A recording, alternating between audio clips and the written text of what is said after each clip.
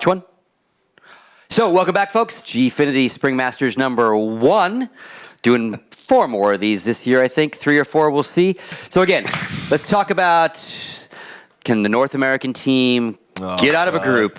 Okay. Stop waving that flag. No, Come on, old I'm man. asking it. I'm Stop not living saying, in the past. I know. Okay. Wave the flag. These teams have met a lot. They met in Poland, Virtus.Pro with a narrow victory. I want to say we just talked about it. It was on Inferno, 16-11 in the groups. Yep. Again, the best of 1 situation. But again, now best of 3. We're waiting for the vetoes. But let's kind of, again, let's put your fortune-telling hat on. And what do you think is going to happen? Well, the key difference here, obviously, is the standing. That's the big factor here, because Virtus.Pro previously, and in fact, as far as I know, all the times they've ever played against Cloud9, like at Face It and ESWC, that was always the real lineup there. It was the classic Virtus.Pro, where they've got a lot of experience, and that's one of the keys of Virtus.Pro is they have really good, like, natural chemistry with each other, the way they play off each other. So that's disrupted a little bit, surely bringing in Michu, like a guy who's just has to stand in last minute. With that said, yes, Cloud9 looked like good against Orbit, but they still did lose a map to Orbit, and some of their players didn't play very well in that map, so I haven't seen enough from Cloud9 to make me think that they'll like convincingly win this. I think it'll be much closer because of the standing factor. So I think Cloud9 can win a map, but I would take Virtus.Pro to win this. Regardless of maps. I'm pretty sure, but just thinking of the maps that are going to come up. In fact, actually, the thing is they share similar map pools, because Inferno, Cache are the maps that Cloud9 like to play. Well, Virtus.Pro love those maps. And then I'd assume Cloud9 want to stay away from Mirage, which is a very famous Virtus.Pro map. But then what does that leave as the third map? Because, okay, Virtus.Pro have been playing a bit of Nuke recently. Would they gamble Nuke staying in? Virtus.Pro probably don't want to play Overpass in light of being upset on it not that long ago. So, yeah, losing the keyed stars on it. So that's making me think Cobblestone potentially, because actually Virtus.Pro were one of the teams who like to play Cobblestone in Katowice. So it's the third map that's the most interesting, the potential there. Because remember, for people who have only watched the majors, in the majors the third map is randomly selected from the 3 that are remaining. Whereas here, we pick and ban all the way down, and then the third map is there, you know. So in theory, you can have 3 maps, as long as the teams have shared map pools, the 3 maps that they all like. So I think it leads to more competitive third maps. I mean, it's a very interesting one. Virtus.Pro are a team that are all over the place anyway, in terms of you don't really know what you're going to get from tournament to tournament. Very interesting dynamic would be a way of putting it nicely internally in the team. Some people, don't get along with others at certain times. They can be very tense. You know, they're the only team I've seen quite on the regularly sort of have arguments 1 minute, and then the next minute it's all smiles and laughter. Very hard to keep. Yeah, and like years ago, like back in the day, right? They were. Like they would fight each other. They would Taz and those guys would go. They would literally go at it. I mean, they're warriors. Exactly. In every sense. But what I find interesting at the moment is now. Correct me if I'm wrong on this, Duncan. You'll probably know. And that haven't they changed callers recently? Isn't I wanted to bring that up because they've gone through several different strat callers. So is Neo the current caller in the team? As far as I know, he is at the moment. Yeah. No, this is what I always find interesting about Virtus.Pro. It seems to be like there's always this battle for supremacy, this battle for like who is the leader of the team. And sometimes Snacks is calling, sometimes it's Taz, sometimes it's Neo. I don't think Pasha has ever had a go. No. But who knows? Maybe that's coming next. But the point is, it's almost like, who's got the better ideas? And for they argue about it, and then it's almost like, okay, well, you do it then. Yeah. And when that happens, then you've got your little moment to kind of prove to people. But it's never really stuck. People always, say, that it was good, but we can be better. So let's go back to Taz. Let's go back to Snacks. So now Neo's kind of in the driving seat. So I'm very intrigued by that. Switching a caller, coming into any tournament. It can go either way. It can be brilliant, it might not be. Yeah. Neo's done that role in the past. He's super intelligent, the greatest 1.6 player of all time in many people's eyes. So he's got the experience and the game knowledge. On top of that, you've got to stand in, a factor into the team. And Michu, even though he's played with these guys before, I know for a fact that he looks at that other 4, the team dynamic, the argument, the roller coaster, the Bialy, who's like very passionate, very hot-tempered, regularly punches tables and cuts his hands open, seen him do it numerous times, super aggressive, arguing with, other guys in the team. Taz and Pasha will have a bit of a back and forth. He's kind of just watching that thinking, man, how do I get myself into this? Like, is it worth it? So that can be a factor for Virtus.Pro as well. So I think they're an impossible team to predict. It's almost like the maps are irrelevant in a way, Duncan. It's more about the sort of psychology and the cohesion within the team from tournament to tournament, because they're capable of beating anyone on their day on any map. Yeah. So I think that it's going to be impossible to predict what they're going to do. Cloud9, on the other hand, this is the time you want to be playing Virtus.Pro. I know historically they've not had a particularly great record against them, but they do always have exciting games. This is the time that Cloud9 can probably get a win. You know, this is as good as it's going to get for Cloud9 and indeed a North American team at the moment against the likes of Virtus.Pro. And again, like, it's not an easy road for sure for them. Oh, no, not at all. Here comes our picks and bans. I'll take those. It's happening, thank you. Let's see what we got. Interestingly, Scott, the last time a North American team won a best of three at an international tournament was actually iBuyPower all the way back in the semi-final of Face It Season 2 land, which is in like October, I think, of 2014. So it's been a while. So that alone would be a huge result if Cloud9 could pull off the upset here and get the win. The thing is, I think it's less on Cloud9 how they play. I have an idea of how that'll be, and more how close is Virtus.Pro to the Virtus.Pro we know. If they're going to be a bit shaky, then hey, maps are up in the air, then it's going to be a shared map pool. Yeah. That's good for Cloud9. But if Virtus.Pro, if the other four players play to the level I know they're capable of, it should be a comfortable win. And that brings up an interesting, and again, I know that they have a stand in here, so it does change, the dynamic this weekend. But, Virtus.Pro, you say it often, it's pretty much undeniable. They were the most consistent Counter-Strike team of 2014. Yeah. Just steady as a rock, right? They had top the most four all the top time. fours of any team in the whole year. So more than Fnatic, more than LDLC, more than NIP. Everyone, they would just always be top four. But with that said, top four, all those, I think they were top four something like 9 or 10 times. Only won 2 times. Yeah. So and this is actually one of the events they won, Gfinity. But what that tells you though is it's not that they're failing every time. It's that their level is very, very high, because even their bad days were top 4 finishes. But they also couldn't get that perfect day very often. That was a rarity for the great day to come together. With that said, that's later in tournaments. That's when you're playing the Fnatics of the world, NIP, Envy, against teams like Cloud9. That's why they were getting top fours. They would take care of those teams. They would take care of business there. They would beat in fact, they were famous for beating all the lower teams. Like wherever they were ranked, like 3rd, 4th in the world, everyone below them they would routinely beat, but they'd lose to everyone above them. That was the thing. So what do you think about the kind of the shift in that? They've been a little bit more inconsistent, if you will, with the results in 2015. Do you think it's just a matter of everyone's kind of settling in and getting to know each other a little better as opponents? They're struggling to get that momentum, Scott. That's what it. Right. Everybody knows the term, Virtus Plow. That was the running joke in 2015.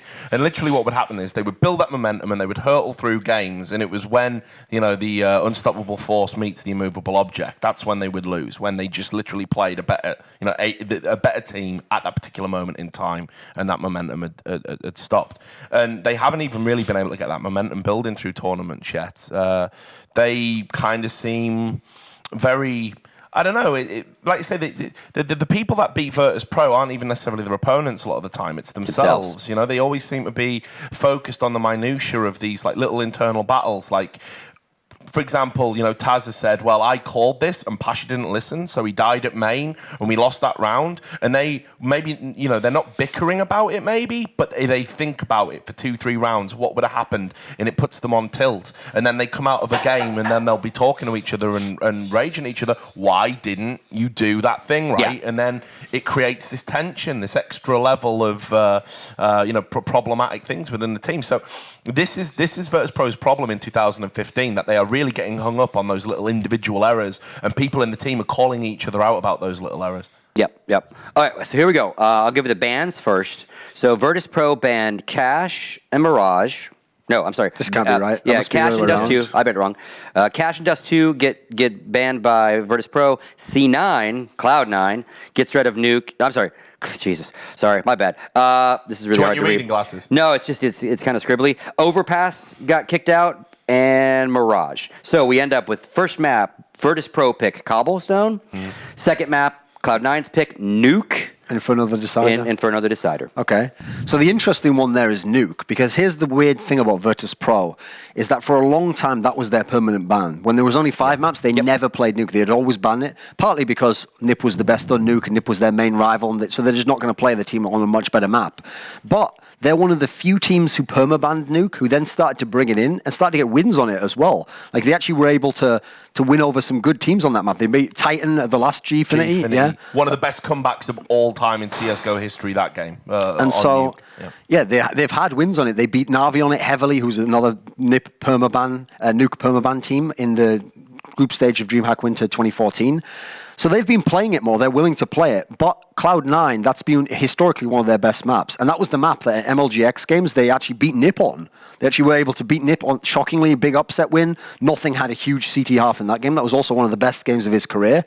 So actually, I feel like Nuke, on paper, you'd think it overwhelmingly favors Cloud9. I think that's more of a 50-50, actually. I think Nuke there. The first map was what? First map is Cobblestone. Okay, from the fact that Virtus.Pro are playing it, everyone's been saying they're the best on Cobblestone. Yeah. So I'm going to figure that's going to favor them. So I think, to me, the decider's Nuke. Because I feel like if it gets to Inferno, I think Virtus.Pro is going to win that. I think Virtus.Pro will win Cobblestone. So what will happen on Nuke? That's what I'm wondering. And I think Cloud9 has a chance to win Nuke. So I'll make my prediction. Actually, I'll go ahead and I'll give them a win on that. I'll give them a map win score. I'll say that Virtus.Pro will win 2-1, but Cloud9 will take Nuke. Okay. So I asked you some, questions in regards to the Virtus.Pro roster. Let's kind of go to the opposite team. Let's talk about Cloud9. They obviously Hiko out, Shazam in. And the big problem with that move is it set off this power dynamic in the team where it didn't make sense anymore because Hiko was like not only their best player at a point in time, but he was consistently good in that sense. So it made it, you understood. It's like, okay, Titan right now, where Kenny S is amazing and Apex is clearly the second best player. There's a strict hierarchy where you know when you lose. You could even just look at the frags almost and see, oh, well, we didn't get enough from Apex here. Kenny S had enough here. Or Maniac, like, okay, he had some frags, but that's not the guy we needed to get them. It's a very understood hierarchy of who needs to do what. In Cloud9 right now, they needed Shazam to come in and just blow the doors off, be amazing, and he hasn't done that. He's okay. He gets some AWP kills, but he's not a lockdown CT AWP. He's not an amazing AWP who gets tons of frags. He just gets a few kills and contributes. So they're kind of lacking a bit of that fragging power. And Shroud's still good, but at the moment, he's needed to be like the superstar. So it comes down to nothing again, which is the old history of their team. Now, today he looked amazing. He was incredible. But actually, that guy very rarely shows up. He shows up for a map every now and then. And so their problem is they don't have that consistent either superstar or like second fragger, and it's between nothing and Shazam who can do it in each match, and sometimes neither does it. So that's my problem for them is I feel like they don't have enough firepower. Yeah, that's absolutely right. Duncan's really identified the issues. I mean, when Shroud first came into the team and he was just this pickup player and everyone was like, oh my God, how's this kid going to do? He's had one international LAN, obviously domestically. I think it was ESEA was his first before he went to a major in Cologne, and he was like one of the talking points about that event. He was absolutely sick, and we were like, NA have got a gem here. This is like, along with, rest in peace, Skadoodle, No, he's still right. Yeah. He didn't get banned. Sorry, no, you're thinking of Swag. Sorry, my bad. Well, rest in peace, both of them probably, because you haven't heard from either since. But the point is that, Shroud was like this absolute, superstar, like you say. He was going to be the great hope for the NA scene. And then he's kind of fell off a little bit and become a bit average by, the high standards he set himself from his first event in the spotlight. Absolutely right about Shazam, by the way, who should have come in. At the time they picked him up, I was like, this guy's going to be great, because the only problem with Shazam was he had all this like controversy following him around. It just dogged him his entire career. You felt he couldn't focus. He was in with teams that were like around for like one tournament, playing in mixes, playing with guys like Mo and stuff like that. And you're like, well, this is the ideal move for him. He goes to professional organisation. He gets good players around him, structure. Now he can concentrate just on his game. So he's going to be amazing. But in actual fact, that hasn't happened. He's really struggled to find his form. And then on top of that, like you say, when you're relying on the old man of the team, like nothing to turn up, which happens maybe one game in 10, this is an ongoing problem. Now, encouraging things for your boys are that nothing has turned up this tournament. Probably he's the top for like fragger, overall by some distance in his team. Will be up there in the frag charts overall for the tournament. Can he keep that going throughout the tournament? Yeah, it's like you said, inconsistency with Jordan. He has an amazing game, and then he doesn't show up. Then he has an amazing, and he needs to be consistent. In a nutshell, the problem Jordan has is pretty much the problem that Cloud9 has. It's when one person shows up, the other four don't. when they find a consistent level. There is no breakout star. They can win games against good teams, and then they lose to like nobodies. The consistency in Cloud9 is their inconsistency, and this is why again, like I say, the planets are aligning for them here to do the unthinkable, to do what iBuyPower did all that time ago, to represent an A. You're never going to get a better chance to beat Virtus.Pro at a tournament. But I agree with Duncan. I got to question their ability to do it because all evidence points to the contrary. And so another question. Just as a quick point on that as well, to me, it's really, I don't blame nothing because he's a known quantity now. We know, listen, you remember when you were managing EG, you always hoped he'd come out with the crazy whole series. Yep. He could do it for a half, maybe he'd give you a map sometimes, but he never was going to be like a Forest, and just dominate the game. So we kind of know he's not going to do it. Like, yeah, he'll do it every now and then, but we know history tells us we've played that scenario out. It's Shazam who's the real, at the moment, the letdown, because the problem with Shazam is when he was in those lesser teams, first of all, he was like really cocky, he was a trash talker. He was one of those guys where they could always rest on the fact that like, oh, well, I'm really good, but my team's not so good. And if I was in your team, I'd be dumpstering everyone. Well, now you get the chance. And what you often find with some of those guys where there's a bit of bravado there is actually it's just like a fake front. Like they look a bit shook when they get put in the big game. Yeah. And that's what you kind of see from him. It's like being the high school superstar and going to college and like. Well, I just wonder though right? as well, like maybe Cloud9 have tried because they've been worried about that controversy and community backlash and community perceptions. Maybe they have put him in a box. Maybe it's like June, the sleeper must awaken, right? I think, if you're hammering someone constantly about don't have that bravado, don't have that bluster, don't trash talk, don't do all the things you need to psychologically put yourself in a position where you can dumpster somebody because you've got that self-belief. Perhaps that has taken a little bit of edge off his game, this almost like focusing on being Mr. Professional, Mr. Cool-headed, Mr. Level. That's not what Shazam's about. Shazam was an amazing AWP and a hype player. He would, get an ace and stand up and be like, what up now? Shagwa style. Absolutely, This, and that drives him, like you're saying. That feeds it drives him. And I think the teams he's been in feed off that as well. Now, he can't do that in Cloud9 because that isn't sort of the Cloud9 way. So it's, again, what's his plan B? At the moment, he doesn't have one. He needs to find one, or Cloud9 need to say, do you know what? Get in their face, do your thing, and let's see if it works out for us. Let's see if we can play around you. I also wouldn't recommend he goes full Shagwa and stands up and is like, what up? What now, Pro? Stands up and say, what up now, Poles? I tried that once. Yeah, that didn't work for you. It doesn't always work out. They don't appreciate that trash talk the same way, Swedes can take it a bit easier there, I think. And obviously, we've seen over the years that generally when a Counter-Strike team or a core of a team stays consistent, they'll generally do better. You swap a player out here and there. And the core of this team, going on about a year and a half of play. Since the old complexity days. And obviously, and Hiko's a recent departure even, but they have never achieved greatness in Europe at all, right? No. So there is talk, Jordan mentioned that they're chit-chatting about actually moving over here. I don't know how real that is, how off the cuff that was. It's very real. It's very real. Okay, it's very real. So do they... backtrack a little bit. Hiko left the team because he wanted a different, there's two sides to every story probably, but Hiko's kind of the side of it is that he approached these guys, said, I am driven to win. I don't feel the rest of this roster is. I want some changes. I would like to play with some different players. And they basically, he lost that debate, that argument. And they said, no, we're staying together. I guess you're probably leaving then. And he did. Poor guy, has nowhere to play yet. But, as an organization, what does Jack and crew do? Do you keep the four and find that new guy, Shazam? Or, do you go to this most consistent player, Hiko, and go, man, maybe as a point, maybe we need to build around him. Mm-hmm. For years in the EG days, we did kind of build around Jordan as our little franchise guy, right? And that pissed off guys like Fraud, who in his own right was a franchise guy. But, Jordan was the up-and-comer. So does moving to Europe solve the problem with these five guys, or do they really need roster changes? Whether it solves the problem, like whether they become world-class, I don't know that, but it would definitely solve the problem of like, can they ever be? Yeah. Because if you put them in that situation, give them every possible benefit, I think that would be great organizationally, because if you then found that they couldn't get past this sort of level and they were still stuck at like the 5th to 8th level, then right, either I just accept this and I go, these are marketable guys, like I like them, they're friendly and stuff, like the League of Legends team is, or you say, yeah, I'm going for the World Championship only. In that case, you have to chop and change, you have to go organizationally, because because as a core, they've shown they will not do that. They have shown a refusal to cop players who are playing bad, because if they get along with them and they like the chemistry, they value that more. So I think it would actually answer a lot of problems for everyone involved.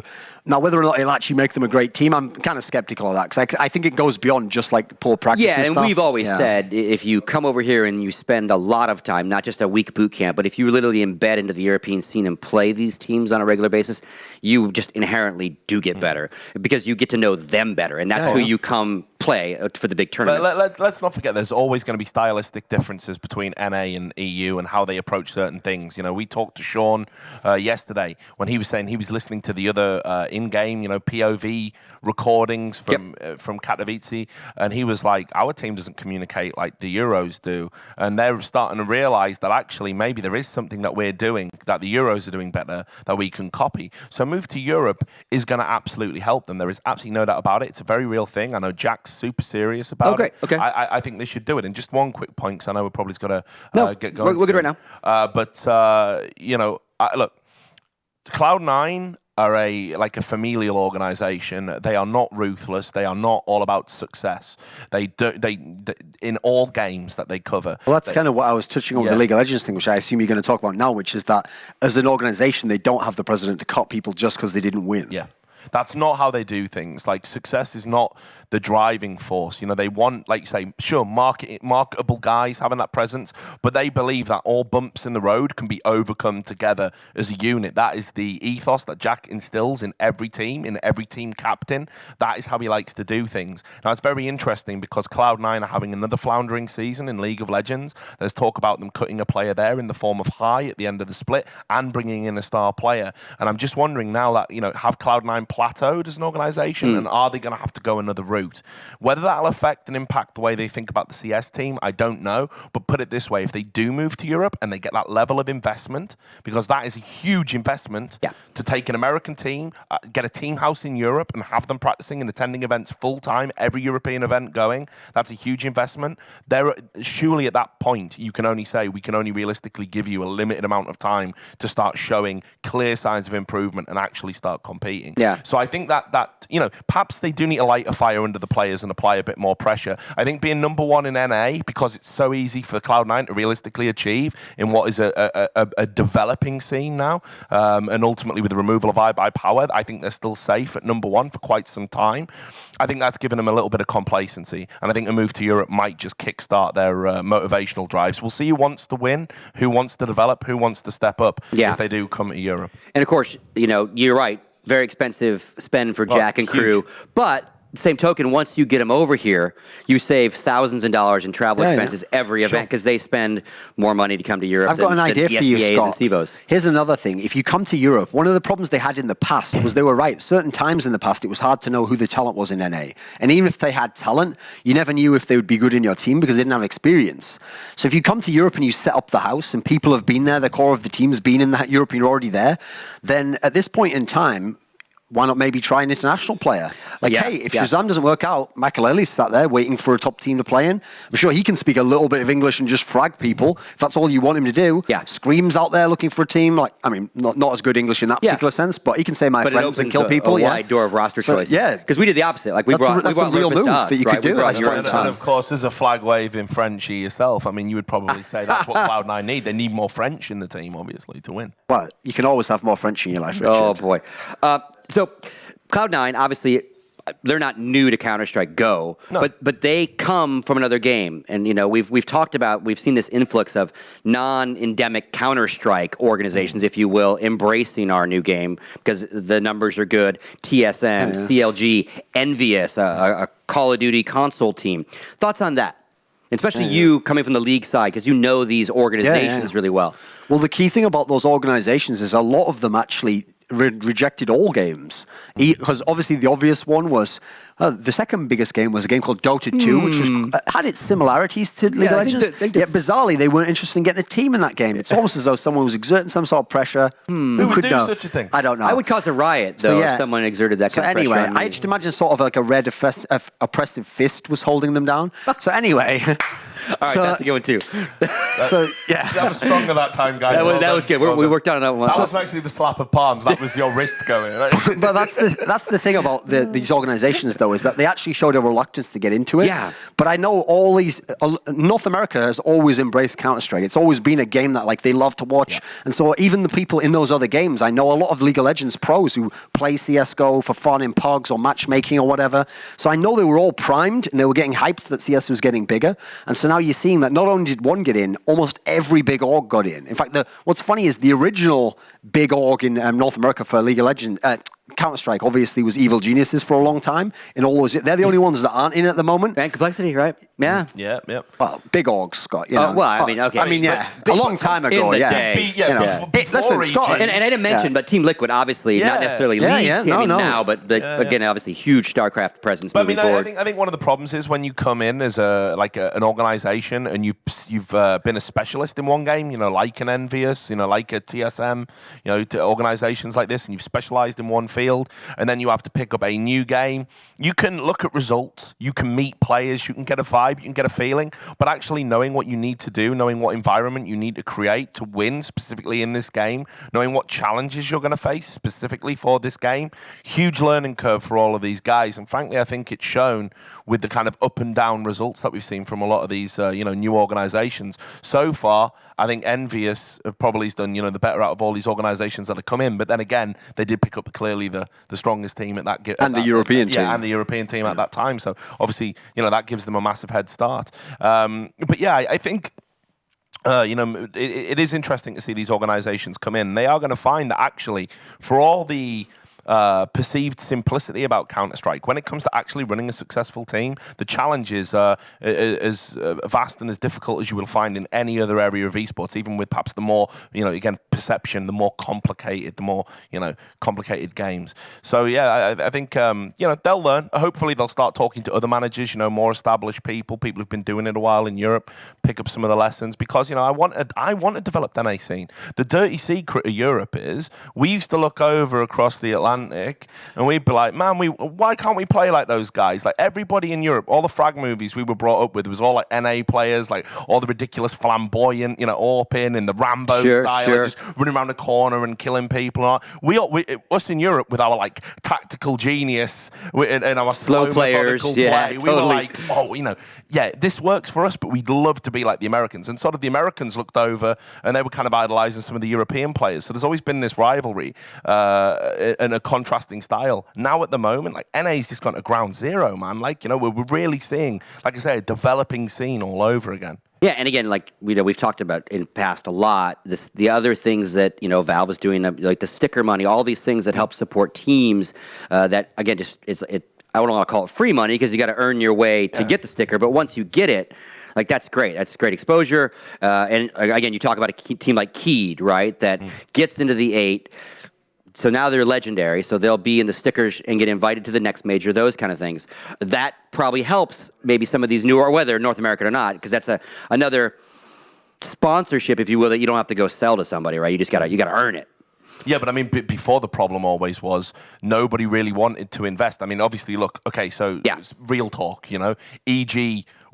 If you were a sponsor in North America, why would you go with any other organization than EG? And that was a problem. EG had almost like a de facto monopoly because they were so good at what they did. It wasn't like they were out there viciously preventing people from having any business. It was just if you were a sponsor in North America, you'd be like, so I got this organization over here that are like internationally known, loads of options. They've got a very good Counter-Strike team. And then I got this guy over here who's basically begging for scraps and saying, please support my team. So you had one team. Now, because of the sheer size of the game, that's kickstarted actually this competition. Who can get the best team? What talent is there out there? Let's get some players to international events. Let's get them in those, get them out to the majors. Let's, try and get them in the sticker pools. And all of that is, like I say, it really has jump-started North America. All right, guys, it sounds like they are ready to rock and roll for match 1. And this time it's going to be Kai Knight and Banks, and they're going to bring you the match. Take it away, gentlemen. Thank you, Scoot, and welcome back, everybody. We're ready to get underway with Virtus.Pro versus Cloud9. Now, we've got some very exciting maps to see from these guys. Cobblestone coming up first. Well, it got me looking excited. What about you, Kai? Well, I'm really excited because we think back to Cobblestone. The main game that pops into my head is Cologne. a few months ago rather, where C9 beat NiP on Nuke, and then obviously NiP beat them 16-14 on Inferno, and then it came down to that third and final map, which was really, really, really tense, and then NiP beat them on Cobblestone. Exactly. It was 16-14. So we know C9 are a strong Cobblestone team, but the fact, again, that C9 beat NiP on Nuke also tells us a lot about C9 themselves. Yeah, I think it's definitely going to be Inferno that comes down as the deciding map. And Nuke, C9, that's their map of choice at the moment. That's what they're going to be using going forward. Virtus.Pro, a lot can be said about the team. Sometimes they just can't be consistent. They are a strong team. They have some fantastic players. We always see a lot of great action from Virtus.Pro. But they also, on the flip side, sometimes just don't show up at all. You just see them missing shots, losing games that you wouldn't think. And you look at the games they played against Team Infused yesterday. Most people thought they were going to go just win like 16-2, 16-4. End up being 16-10 both games, and you wouldn't say you'd expect that from a team of the caliber of Virtus.Pro. As well, like you said, the Virtus.Pro can be inconsistent, and obviously the fact that they've now added Michu rather than Snax. Snax is such a crucial player for how Virtus.Pro play. He's sort of their get-right, if you will. He has that lurker role, but look at this, good old Cobblestone jumping straight in there. What's your take on Cobblestone? I really like it. It's starting to look a little bit more like the original. Yeah, like the original. We're going back to how it used to look, and I think it adds a lot of diversity, but I think there's still not many teams that are confident to constantly play it and pick it. But we are starting to see both Cobble and Overpass played a little bit more, and that's really good to see. It makes me happy. Well, Virtus.Pro actually surprised a lot of us at Katowice last week, where they actually ended up picking Cobblestone. I think it was up against Fnatic, where they just narrowly lost, and they looked really, really strong on that map. So alongside their Nuke, Cobblestone has definitely been a map that Virtus.Pro have put a lot of time and effort into learning and improving on. Thorin actually touched on it, how the old Golden Five, when obviously Cuban and Lord were a part of Neo, Pasha and Taz, when they were playing together, in 1.6 they were incredibly strong on Nuke, and then because everyone sort of started vetoing Nuke at the start of CSGO, which is when NiP had their 87-0 streak, and NiP was so strong on Nuke that everyone would veto it, Virtus.Pro sort of didn't practice it that much. But again, coming back to this current point in time where we're at right now, a few weeks ago in ESEA, we saw Virtus.Pro play against Titan on Nuke, and Titan are an incredibly good Nuke side, and Virtus.Pro beat them. So I'm really looking forward to seeing how Virtus.Pro do on Nuke. I think, coming back to the map we're going to see now, obviously Cobblestone, I think if Virtus.Pro are on their game, they're definitely going to walk away with this, but I wouldn't count Cloud9 out. I wouldn't be confident saying that. Nuke is one of Cloud9's best maps. Yeah, but looking at Cobblestone, so focused on that for the moment. If nothing shows up, it's going to be hell for Virtus.Pro. If he performs, the rest of the team of Cloud9 seem to pull it together, seem to play to their A game, play as expected. And I think it might not be such a whitewash for Virtus.Pro.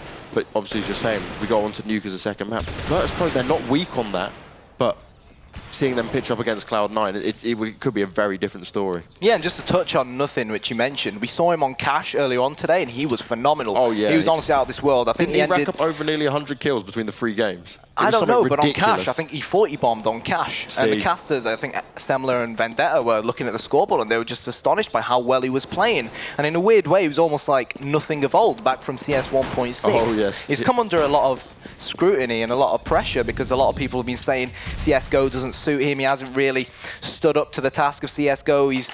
He doesn't. Some people even went as far as saying that he doesn't like CSGO. But hey, he's proving his haters wrong. And to be fully honest with you, C9 are a team who I'm sure all of the community love. And the truth is, we want to see them do well. But unfortunately, they did disappoint us at Katowice last week. But let's see whether they can win this pistol round and start this BO3 up against the Poles on a good note.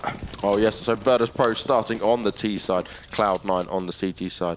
And they are taking it a little bit slow here from Virtus.Pro. We've got Michu coming out there, just hanging back a little bit. He's going to wait and see if he can pick off any of the Cloud9 players. And it's quite interesting. So we've got 3 pitched towards the A bomb site here for Cloud9, and we've got, I believe it was Shroud and Shroud and Nothing to B. They're in a good position. They're going to have nice places for the flashes. Smokes go out. Very nice flash there came off from Nothing. They're going to make their way in. He tries to get the tag. Only manages to hit Pasha just a little bit there.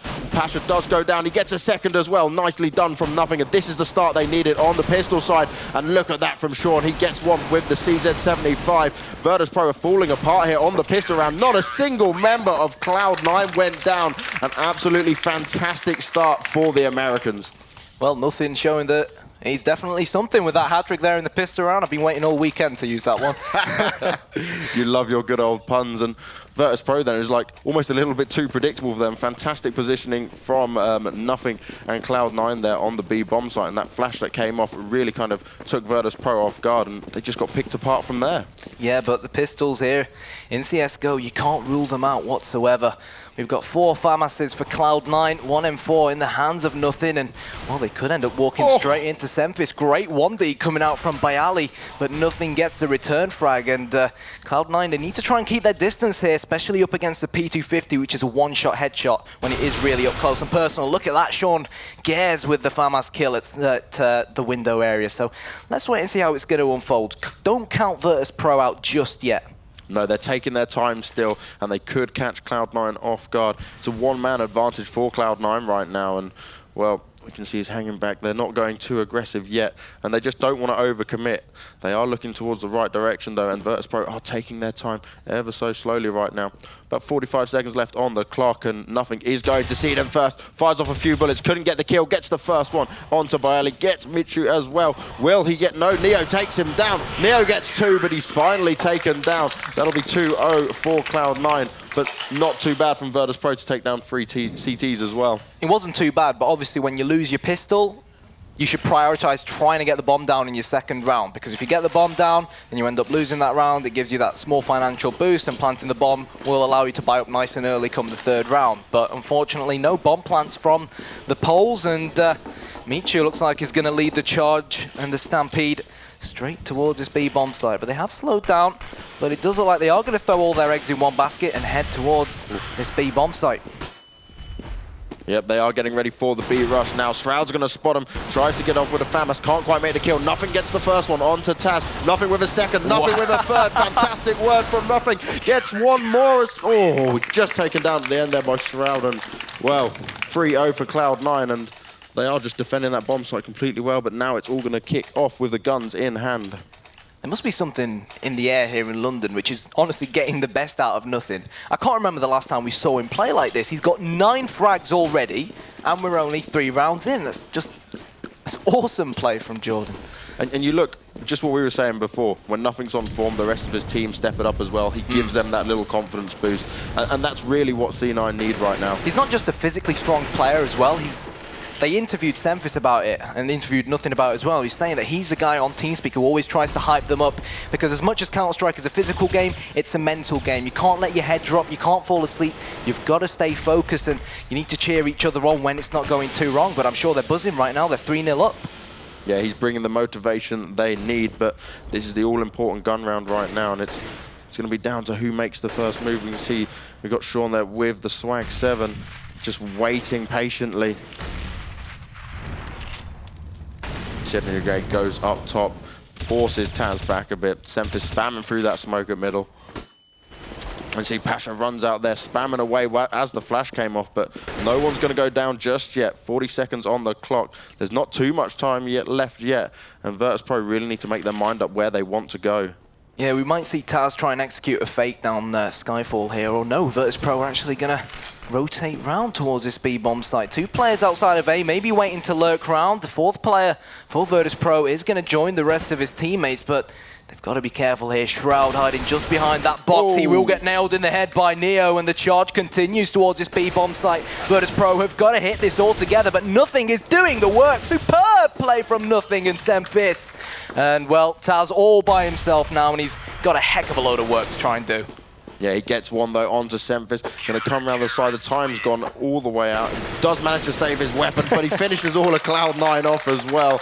Nicely done to take the money out of their hands, but another round given to Cloud9, and Nothing on absolute fire so far. Yeah, very, very well played, especially on that B bomb site. And as well, we saw him that second round where he even went over to the A bomb site. Really, really versatile. He's changing his position round. He's keeping Virtus.Pro guessing. He's got 11 frags already.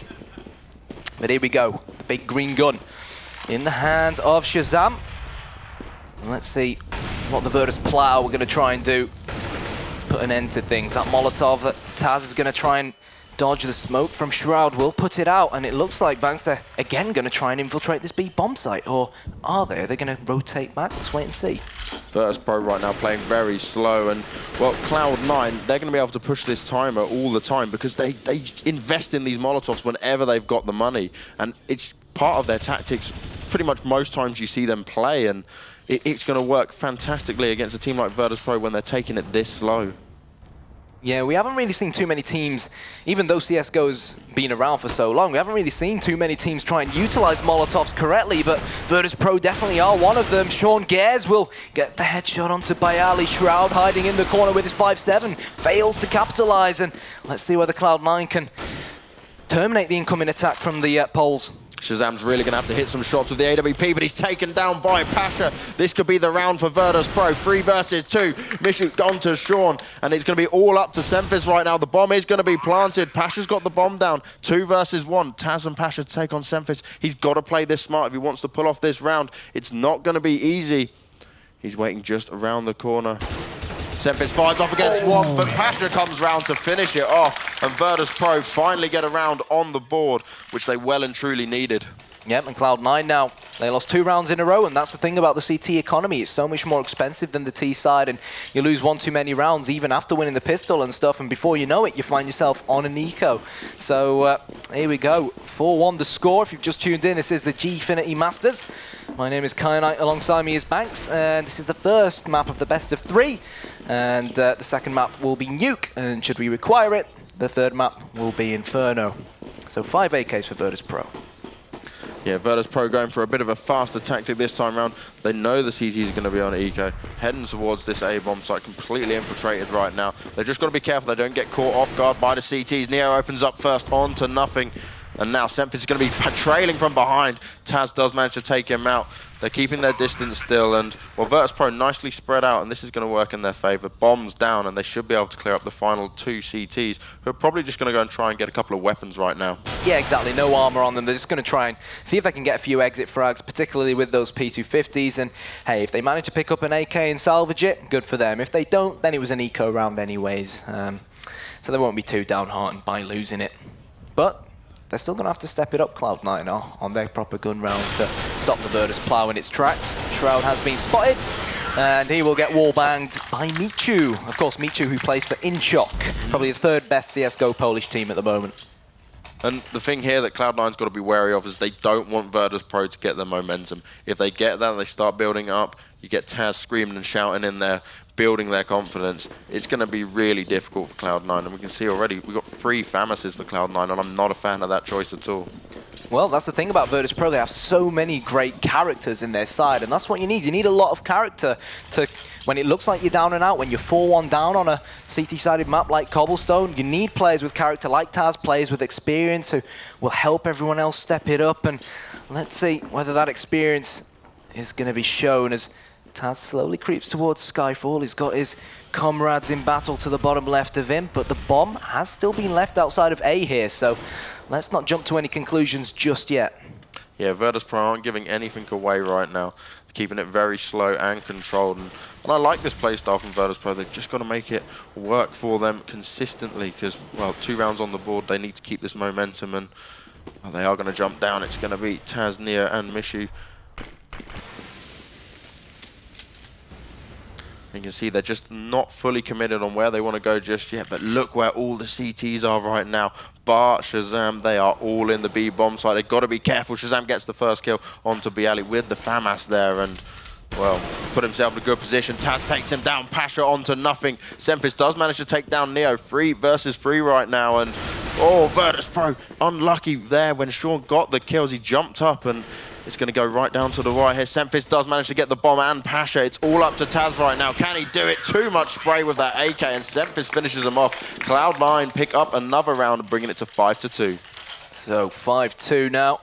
Virtus.Pro, they could force up the buy here. Pasha with 6.8k, but someone's going to have to drop to Michu, which again most likely will be Pasha. So we could see AKs all round. Perhaps there it is, AKs all round. So where are Virtus.Pro going to head this time round? Cloud9, they are playing 3 players on the A-bomb site and just putting 2 passive players playing from long distance on the B-bomb side. This is the key thing about the B-bomb side. There's this main choke point.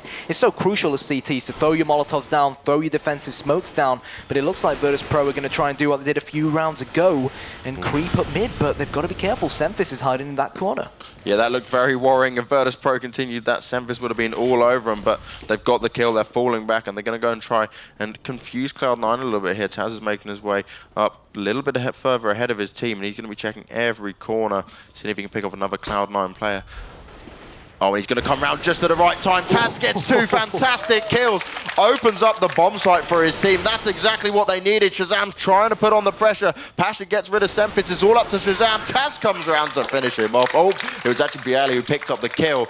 But that's another round on the board for Virtus.Pro and a fantastic execution. Cloud9 really didn't know what was going on. Yeah, it was brilliant play by Taz. The thing is, Cloud9 switched off. They were both focused on the same area, which they'd Molotoved and smoked out. Someone should have been focused on that lower area, and when you let a player of Taz's quality just creep down there and just see 2 CTs lined up in front of him, you can bet your life, you can bet your skins that he's going to hit those shots, and he definitely did. So it seems like we have a pause. And what have you thought of the match so far? It's been pretty interesting, to be fair. I think Cloud9, they've started off well, but they're letting Virtus.Pro get some of these rounds, and it seems like Virtus.Pro are starting to work out what Cloud9 do. You can see it how they just managed to completely fake Cloud9 on that round. And, well, you look at, for example, the fact that I talked about the Molotovs that Cloud9 were always using. Once they were out the way, Virtus.Pro managed to just walk into the B bomb site with no problems at all. They'd already been wasted at A, and that was easy for them to get in. Yeah, they've sussed out Cloud9, like you said. They've just got to take their time, wait for Cloud9 to use all those defensive smokes and defensive Molotovs, wait for them to disappear, and then hit on. So here we go. By the sounds of things, we are probably live again. No, we're not live again. So, they're just playing with their weapons in the so background. I'll tell you what, let's forget about Cobblestone for now. Let's talk about Nuke. Nuke is being replaced by Train, apparently. Are we live? We're live. So we'll talk about Train later on. But yeah, sum it up for us. What do you think about Nuke being replaced by Train? Good or bad? I love it. Train's the way forward. I'm happy with that decision. I'm not happy. I'm Shoxy. No, I'm just kidding. Well, we'll get straight back into the game. It's 5-for-3 currently in favor of Cloud9. Virtus.Pro, though, they have been on the rampage, picking up a few more rounds here. And, well, it's going to be an eco round for Cloud9. Mishu's coming round very slowly. The CTs are playing it far back. Nice nade comes in from nothing there. Bialy does get one onto Sean. Neo onto Shroud. Virtus.Pro are beginning to open up the bomb site. They're going to pick up the bomb, try and get that planted. They've got control now, and Pasha waiting for Shazam to come from behind. It's going to be all up for Semphis now. He's got a P250, and his best chance is to hold on to that weapon and see if he can maybe grab himself an AK. Yeah, exactly. Try and get himself in a good position. He'll know where Michu was dropped, but really, he's not going to manage to sneak all the way over there. Pasha is flanking from behind. He knows that Semphis has probably run off to the A-bomb site. So let's wait and see whether the Cloud9 in-game leader will find anyone. See, I like what Virtus.Pro are doing here, though. They're not pushing out for it. They're just literally waiting for him to come. Taz picks up the kill. Another round on the board for Virtus.Pro right now. 5-for-4 is your score.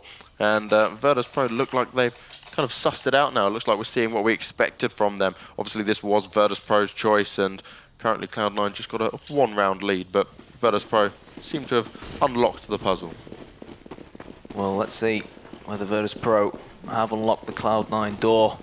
Pasha making his way towards the outside of the A-bomb site. No AWPs yet from Virtus.Pro. Obviously, both Michu and Pasha more than competent AWPers, and we all know how good Neo was back in 1.6 with the AWP. And he has actually been Virtus.Pro's secondary AWPer recently. But it's understandable why on a map like Cobblestone with so many twists and turns, why you might not want to utilize the big green gun on the T side. Yeah, especially when everything can become so close quarters on a map like Cobblestone. I prefer to use it on CT myself, and well, Virtus.Pro once again going slow into this A bomb site. Will they try and get the pick and fake it like they did before? It worked perfectly for them. Currently, they haven't seen any CTs as of yet, and well, Neo's coming out here from middle, looking on both directions. Smoke goes up as well. He's going to have him nicely defended. Semphis holding back there with the FAMAS. Oh, he gets spotted by Neo. Takes down Neo. Nicely done. They know where he is now. He's got to be careful. Taz finishes him off, though. Trade for trade there. Shroud gets one, gets two as well. He has to go for a quick reload. And oh, no, Shazam from behind on Pasha. He had no idea what was going on there. It's going to be all up to Taz, who's going to be pretty much pinned down right now. And Oh, nothing gets the better of him. And another round on the board for Cloud9. Nice defense from Cloud9 indeed there. They fell back. They didn't go aggressive and push for the kills. Held back and waited for the team to regroup. And, well, Virtus.Pro just took a little bit too long. It was really well played from Shazam, how he was hidden in that little cubby area at the back of the A-bomb site. And you know what that gives me flashbacks to? You know what it gives me flashbacks to, don't you? Spawn's ninja defuse. Oh, yes, yes. Who could forget about that all the way back at CPL? Well, Virtus.Pro have managed to pick up an AWP, this time in the hands of Pasha. Shroud's got the first kill of this round, though, onto Taz, and going to give him the one-man advantage nice and early on. Nothing's put himself in a nice position behind that smoke as well, and, well, Virtus.Pro look like they are lined up for a B push, and you can see the Cloud9 boys right now. We've got Shroud here spamming away, throwing his flash in the smoke, doing everything he can to make sure that nothing is hidden and could potentially get a few kills in a row when they just walk straight past him. Pasha's really going to have to do something here to open up that bomb site with the AWP. Desperately going to have to at least get the opening kill and try to pick off another one. Oh, nothing spamming through, actually managing to tag some of the Virtus.Pro guys.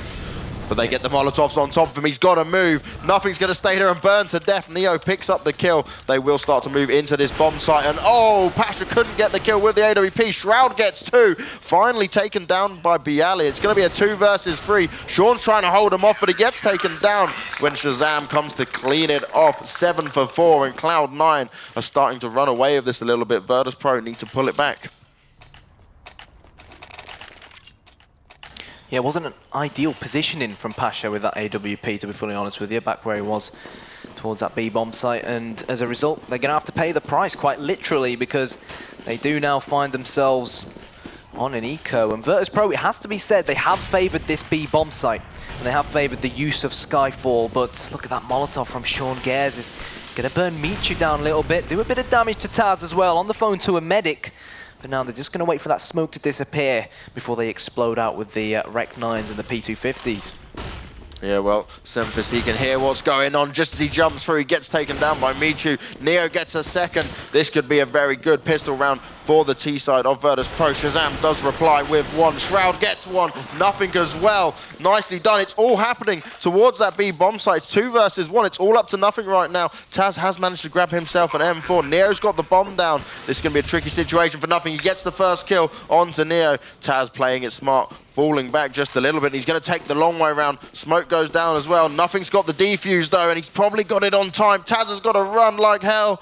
Oh! Virtus.Pro just managed to grab the round by the last split second. Taz finishes it off, turning it to 7 to 5, and well, that was almost too close to call. It really, really was. But hey, it's great to spectate. It's great to watch. And Virtus.Pro there, so close to winning that eco round. And I think one of the main problems there for Cloud9 was they were a bit segregated from each other. When you're up against those pistols, you don't really want to be stood at the bottom of Skyfall where the pistols get up close and personal to you, because they ended up giving away an M4 as well. And it's not good to do that up against an eco, because we know how much damage these Virtus.Pro guys can do when you put rifles in their hands. But they have crept up mid, which has been a recurring thing that they've done. Shroud will get caught out, but no, Pasha won't drop him. Sean Gares comes in with the CZ75, and Virtus.Pro at the moment, they're the ones getting eco'd now or force bought on. Yeah, they're trading it 1 for 1 right now, and, well, Cloud9, they do have a couple of guns in their hands now. Michu does take down Shazam, and it's currently a 3 versus 4 in favor of Cloud9, and Cloud9 managed to grab themselves 2 AK-47s, but Virtus.Pro, you saw how they acted when they knew that the CTs were on eco. They confidently ran down middle, but now it's all been halted, and going to try work themselves into this B bomb site, taking it very slowly. Oh, nicely done by Bialy. Finally, just before he's going to fluff that up there, Taz gets 1 as well. It's now a 3 versus 2. They're going to get the bomb plant down, but Sean comes round the corner, takes down Bialy, was hiding away there, and they've got to be careful. It's Taz that he's looking for. Shroud's coming to back him up. He's got to bide some time here. Shroud does get the kill onto Michu. It's all up to Taz. He's in a 1 versus 2. The bomb is down. Taz gets 1. Oh, and he spotted Sean as well. Who's going to be able to pull it off? He's running around with the Tech 9, and nicely done by Taz with the Tech 9, taking it to 7 to 6. And Taz once again pulling off the unthinkable. Well, he had over 30 frags yesterday up against Infused on Inferno. You know, some people saying that he's too old and needs to retire. Definitely shut them critics up. Great player, such an integral part to Virtus.Pro's lineup as well. But here we go, Cloud9 now they're slightly poor, especially after that force buy in the last round. So the Virtus.Pro are yet again going to make their way in towards mid. Pasha spots one. Bayali joins in on the action as well, but Shazam does go unnoticed. Neo, the 1.6 legend, returns the frag. And you'd still expect Virtus.Pro to take this one, Banks. Yeah, it's 2 versus 4 right now. Nothing and Shroud, the only 2 left. Oh, Shroud does a little bit of damage to Nothing as well. And then I thought he actually picked off the TK there, and it's going to be all up to Shroud with the 5-7 in hand. And I don't fancy his chances, to be honest, but he could go and try and pull something incredible off. He's trying to sneak round, and no, Bialy will come and pick him off, taking it to 7-7 and going to the last round of the first half.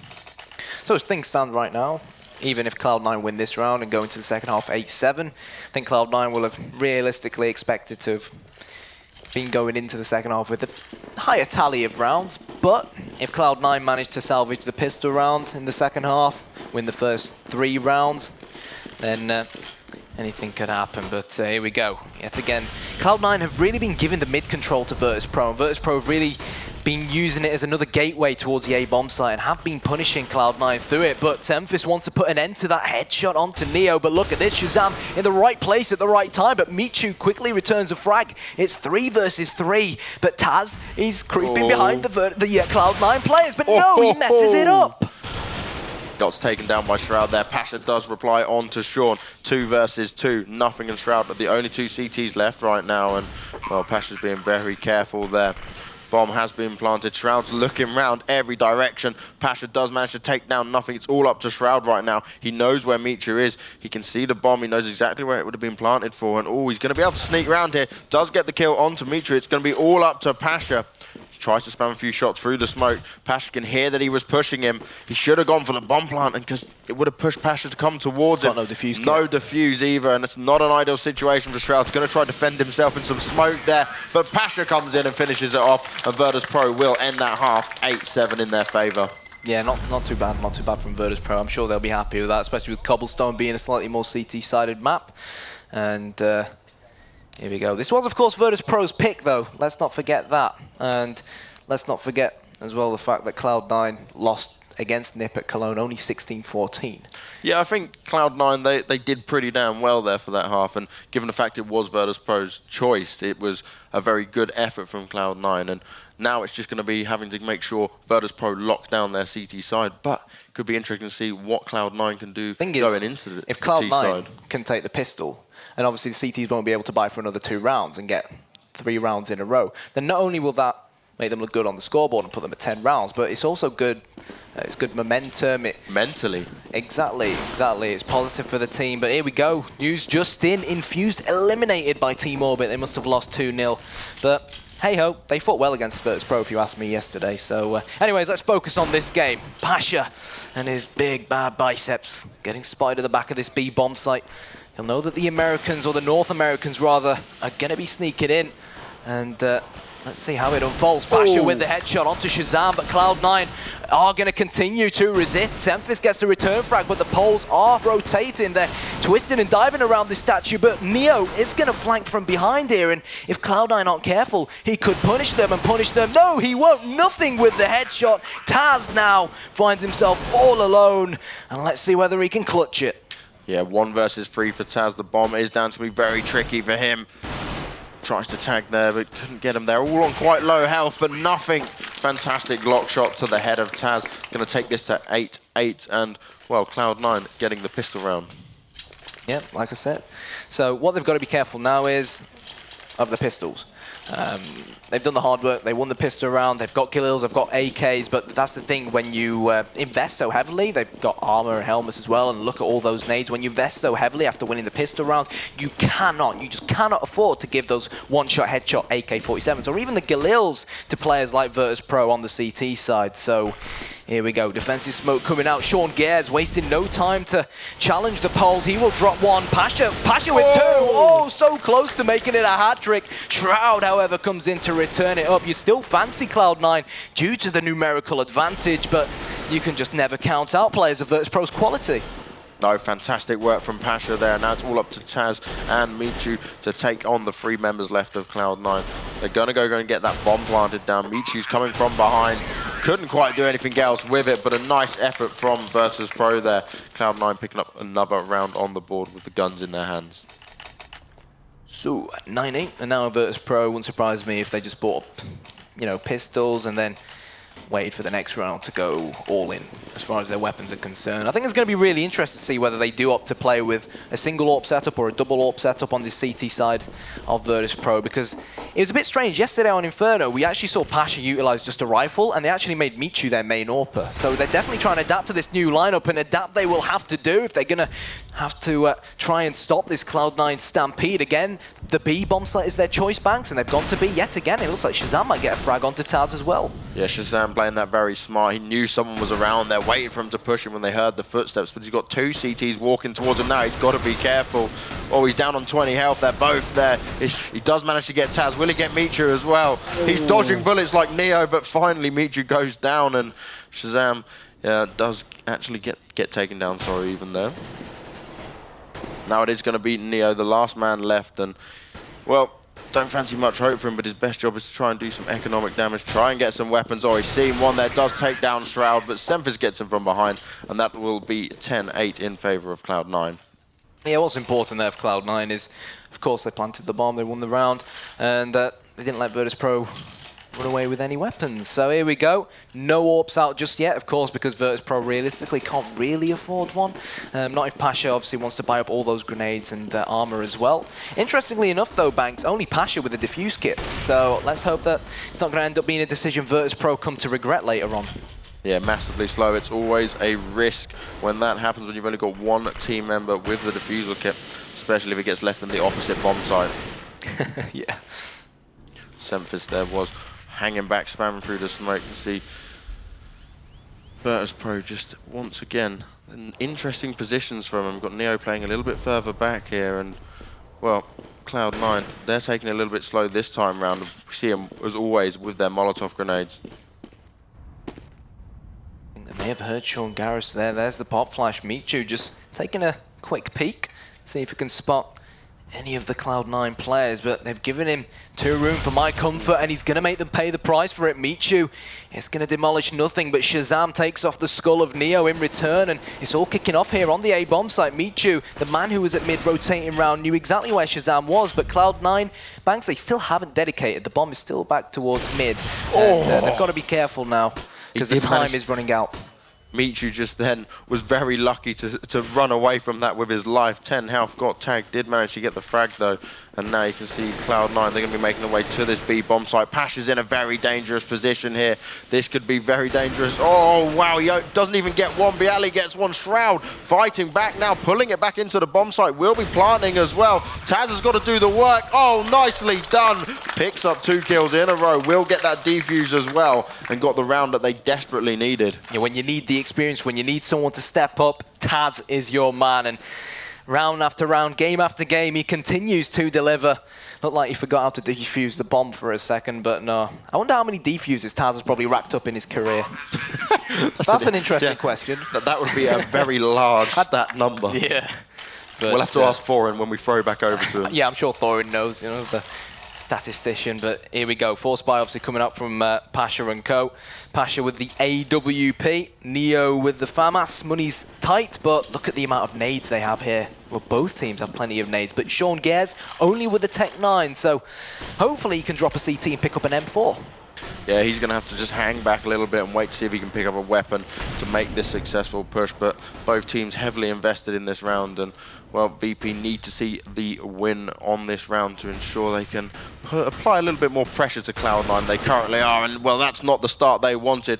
Nothing picking off Neo, who was going a little bit aggressive there. Michu's going to go and try and get the kill hit onto Semphis. Was pushed out of position, having to fall back right now. Pasha does get one with his AWP, but Shazam does manage to take down Michu. It's 3 versus 4 right now, and Cloud9 currently have the 1-man advantage. Taz is in a good position as they do get to make their way onto this A bomb site. Nicely just popped up there, and He's got to be so careful. They're trying to force him out with the Molotovs. He has been spotted. Shazam gets the better of him. Not an ideal situation for Taz. They're just not winning in these little 1v1s. They keep getting themselves in. And oh, Shroud pops Bialy. Wasn't ready for that at all. And it's all going to be left up to Pasha with the AWP, whose best option right now, realistically, is to save it. It's so tough with the AWP in a situation like this, especially on a map like Cobblestone. So many twists and turns and so many corners. You really prefer the versatility that a normal rifle gives you as opposed to the AWP, which is big, bulky, and slows you down. And of course, very expensive as well. So he's got to be careful not to lose it. He should be able to get at least one frag, but you know what? It looks like Pasha's going to actually try and go for this. He's got a defuse kit, but no. He needs to get out of there thick and fast and make sure he doesn't lose that AWP. If he was a few seconds ahead, he could have potentially gone in there and ninja'd it, but no, just a little bit too slow. I thought he was out of his mind for a second, because with Pasha, you never know. But no, seriously, he's an awesome guy. Well, 11-9 is the score right now, and Cloud9 just currently with the slight edge. And we're going to see a eco round pretty much from Virtus.Pro. We've got Pasha saving his AWP from the previous round, and Cloud9 are just playing very, very strong T-side, and maybe Virtus.Pro didn't expect this.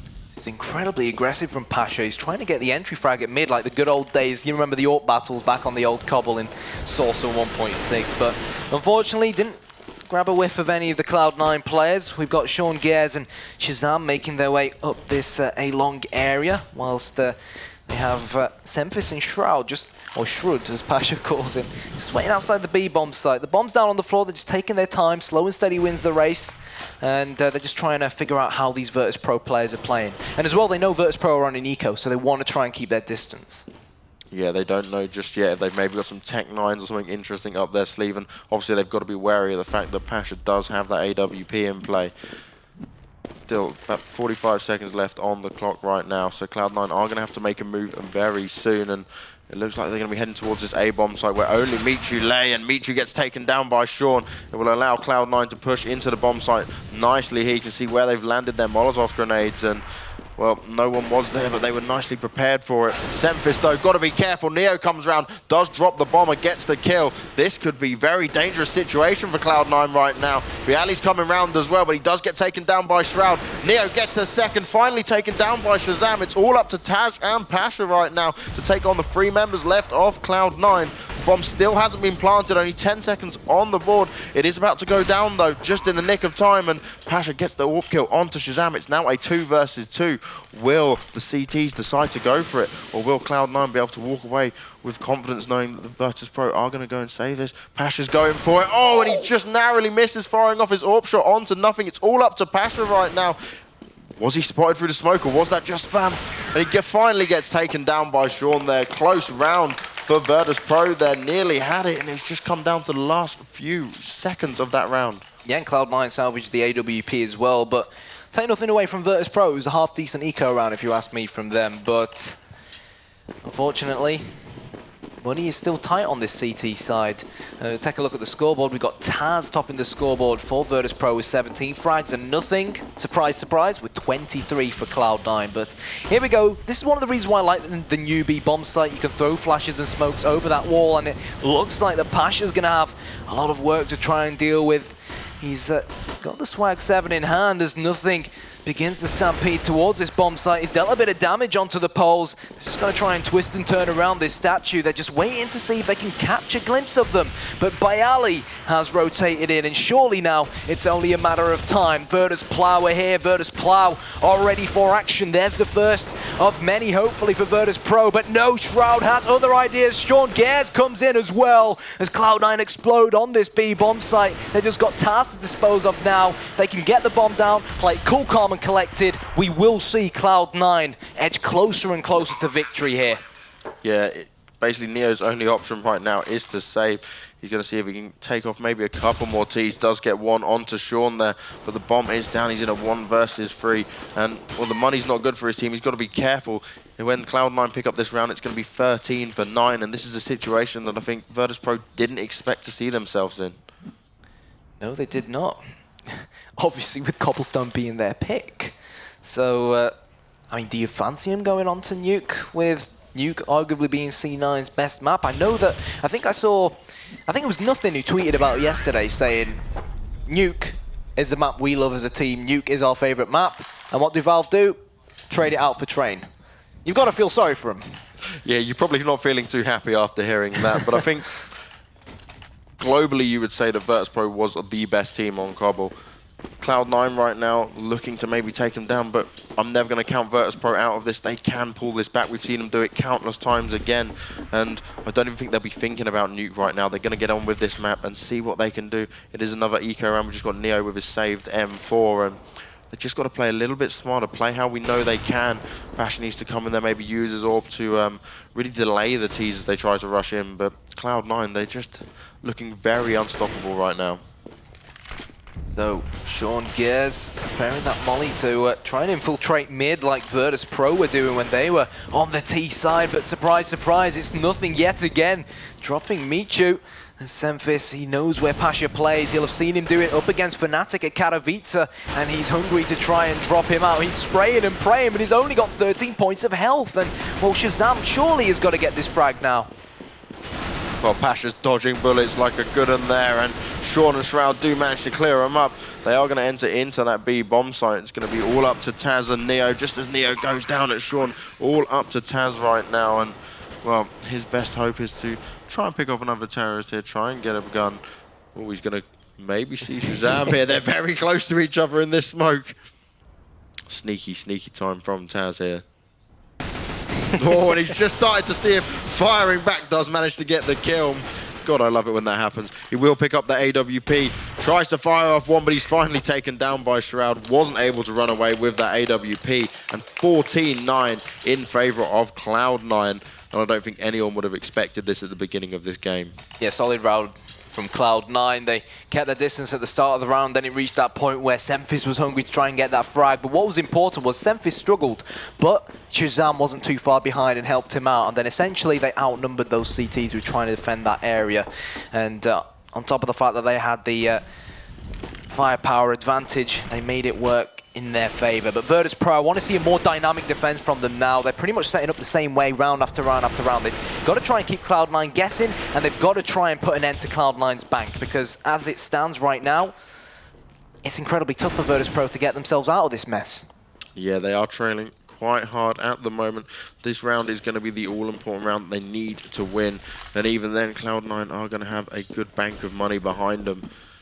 You see, Virtus.Pro, they're playing it very defensively as it stands, and all of Cloud9 are pretty much grouping up ready for this A-bomb site. Now, we saw them do this before, where they just dropped the bomb because they weren't committed to it, but this time around, they're all pushing up, and here we go, they're going to come up middle. Neo's put himself in a very nice position. He's just seen the head of a couple of them, hasn't gone for the shot yet, gets the first one onto Shazam, but Semphis gets the better of him. Semphis with a second one onto Taz. Michu tries to pull off his second frag, but Semphis cleaning house right now. 3 kills for him. It's all up to Pasha and Bialy, and, well, the bomb hasn't been planted yet, but the CTs are going to struggle. The bomb's taken down once again by Bialy, and now Pasha and Bialy, they've got to make this work from. They've got to stop this bomb from being planted. They need to get a couple more kills. It's in a 2v2, completely doable, and oh, the nade comes in from Shroud, takes down Bialy and turns this to a 2v1. They're both in the same position, come out at the same time, and Semphis, 4 kills, huge round from him.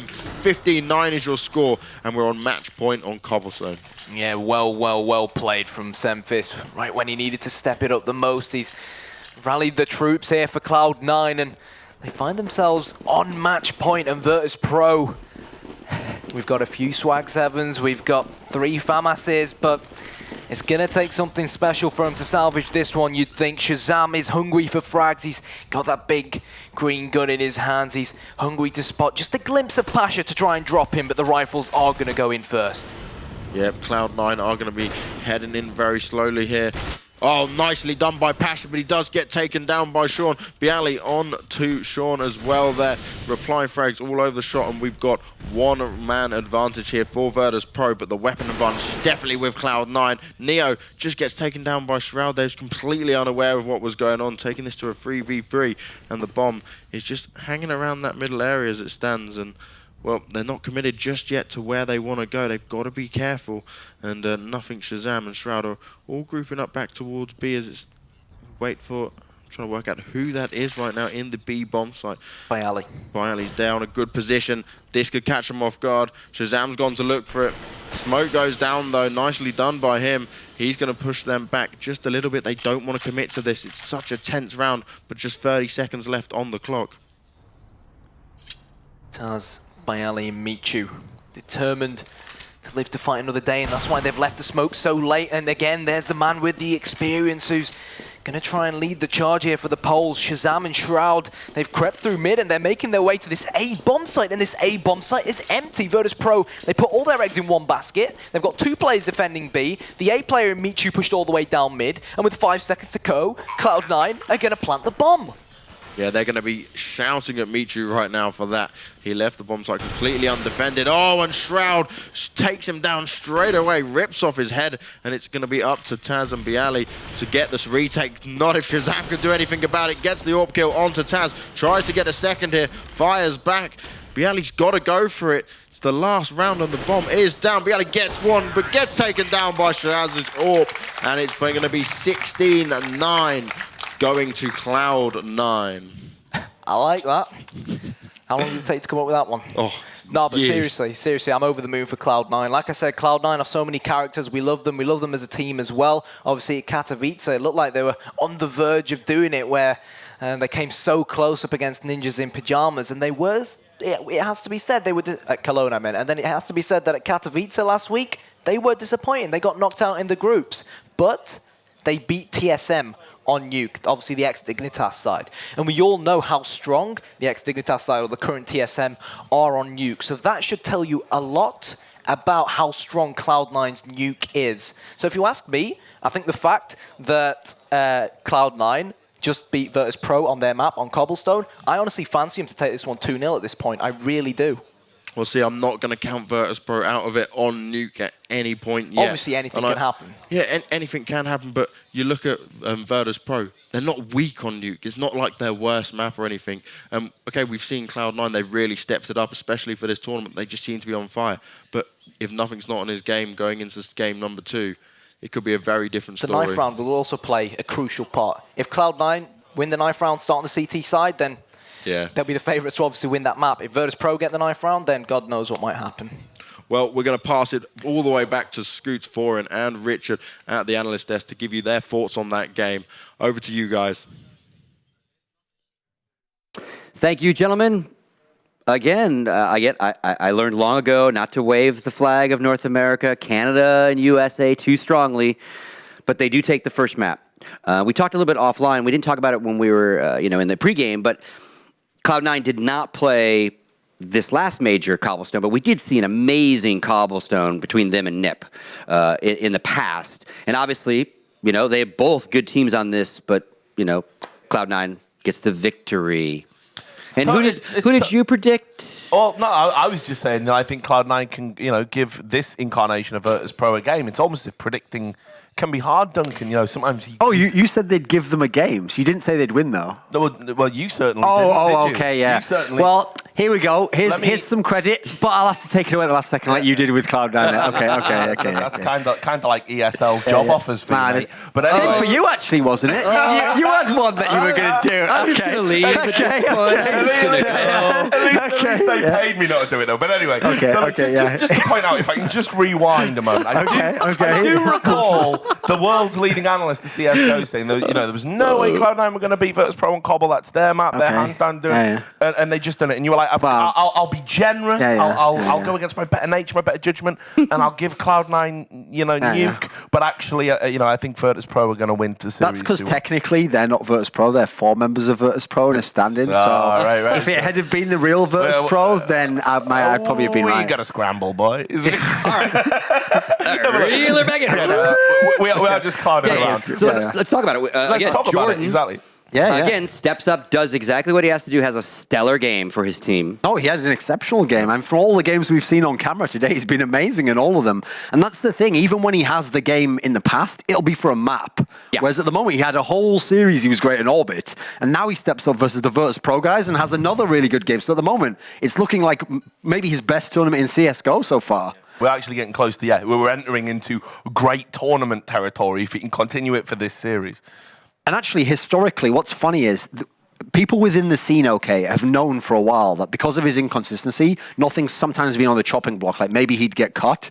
Well, there's a famous series he had at ESEA Season 16 land, the one where they beat Virtus.Pro, where he actually just like carried that whole series. And people often joked behind the scenes like he'd bought himself 6 months of time in Cloud9 just from winning that one series. Because it was like, no matter how badly he played afterwards, people would always be like, yeah, but he did win that series and he could do it again. But he didn't, after that, he would never replicate that. So, I mean, at the moment, he's having a tournament comparable to that, like one of his best performances so far. Meanwhile, for Virtus.Pro, they were still good. They were in the map. It's not like they got crushed or anything, but certainly not the dominant force we're thinking of. Like the Virtus.Pro that played Fnatic on Cash in the semi-final of ESL 1 Katowice, that team would have won this map. But this map here, no, not really convincing in that sense. Just some good rounds, but Cloud9 in control the whole way. So, Nuke, next map. Well, this is the cat amongst the proverbial pigeons, isn't it? Because, I know that Virtus.Pro are very capable on this map, even though, as you said, for the longest time, they used to try and avoid playing on it. They almost weren't confident despite themselves. I think at the last Gfinity, when they had that amazing comeback against Titan, against all the odds, I'd say hands down one of the best comebacks I've seen in CSGO. I think that probably has kickstarted almost like a love affair with the map. Like, actually, we can play this. This is going to be quite good. And then since then, they've posted, decent scores on Nuke. They're one of the teams that, tend to do very well on, both sides. So this should be almost like a comfort pick for Virtus.Pro. But I'm intrigued by what Duncan was saying earlier. You seem to think Cloud9 could do this because of what you'd seen when Cloud9 had been playing. I haven't seen a lot of Cloud9 on Nuke, and certainly. I think it's a bit of an unknown quantity. I would probably lean towards Virtus.Pro on this map, but you seem to think... So you're going to go with Virtus.Pro to win this? To win Nuke, okay. I would say, but, stop trying to pin me down at predictions, Duncan. Well, if you get pinned down, then later on people can bring it up, and instead what we'll do is, I'll just say this, Cloud9 could give them a good game, but Virtus.Pro probably have some nice performances, and then if one of them was to win, then it'd be because of this, and if the other one... and then eventually... who's going to be on point, eventually... Who's going to be on it's point. All about who's on point. Who's on point? What's the momentum going into this? Someone's got to step up. It's any given Sunday. You've got to have your level fully going. Hit your shots. Do your strats. Play as a team. Make your calls. Win as a team, lose as a team. Sorry, casters. I know you've got nothing left to say at this point in the next game. Come on, seriously, why did you pick Cloud9 on Nuke? What is it about? Well, the thing is, they're going to do? Yeah, first of all, Virtus.Pro, the real Virtus.Pro, can sometimes be shaky on it. We know they don't like to play it, but beyond that, they've got the stand-in as well. That's a factor that I always get worried when teams have stand-in because I assume they can't play to the same level. You won't have the same cohesion. But beyond that, there's been some big results for Cloud9 recently in this wilderness of not having good results. Okay, they beat Nip on it big time at MLGX games, and then most recently at this last major, they had this crazy upset win over TSM, where TSM was something like 12-3 CT side first. Yeah. Cloud9 switches to CT side and just goes 13-2 and wins it 16-14. So if they can beat world-class teams on Nuke, and those are two teams that are supposed to be strong on Nuke, then that's why I was giving it to them. So actually, strangely, I'm just going to stick with that prediction because I don't think anything's changed. So I'll say Cloud9 will win it there, but that actually changes it because I originally thought Virtus.Pro 2-1, but I guess if Virtus.Pro lose the first map, I think Cloud9 is going to win 2-0 in that case. So it'll be a huge upset. Yeah, and Virtus.Pro played the map once at ESL 1, and they destroyed Keystar 16-1 on it. But again, I don't think you can compare. We don't know the strength of Keystars on that map as well. Yeah, the two matches. So in the starting side. But does Jordan show up? Yeah. Side. And again, this is where I kind of disagree with Lurpus's thought process. Like, you got to play both sides. It doesn't matter. I think you want that CT side. Yeah, so you want that confidence. It's vitally important for Virtus.Pro here to get the CT side. Otherwise they're going to be massively on tilt. We already know they've been delaying, trying to get play the games. They've been a bit lackluster and coming onto the server in time. So much so admins have had a bit of back and forth with them. We know that's been going on. We've had that in our ear. So this is a Virtus.Pro that's getting close to that. On the Virtus.Pro spectrum of, we don't care, we're having a great time, we're going to beat everybody too, we're on full tilt. I mean, we're somewhere over this way. So I think getting the CT side is absolutely vital at this juncture. They need to settle in, get some rounds on the board, other casting cliches that you've listed, give them a game, be on point, and they need to get as many CT rounds posted to give themselves a fighting chance. I still think, though, that said, they can dig deep and do this, especially if they get that CT side. I think Virtus.Pro will take Nuke. Okay, we're going to be countering again then. Yeah, we're countering again. I like it. we can't always agree on everything. And No, we can't. and it makes the after the match very enjoyable to watch from over here. Okay. From your fence. From my fence. It's my job. Host guy just sits over here, right? We're going to take a short break, and when we come back, we will bring you Map 2, Virtus.Pro, Cloud9. Be right back.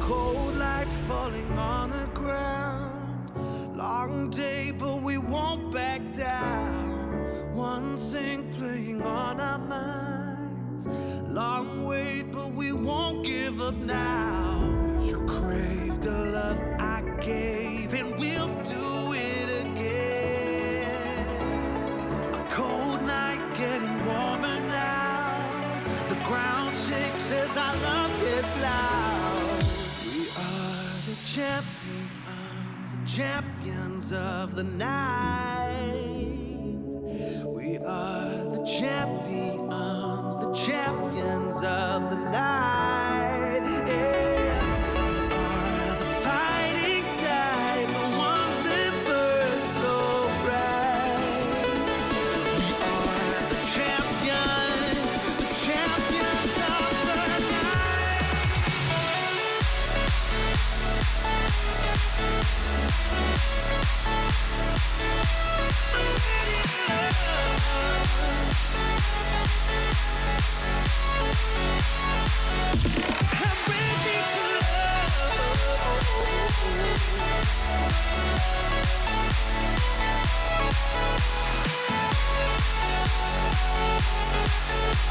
Champions of the night. Can't tell if we're dreaming now. We watch as the fire falls down. One thing playing on our minds. Time stops and we don't make a sound. You crave the love I gave, and we'll do it again. A cold night getting warmer now. The ground shakes as our love gets loud.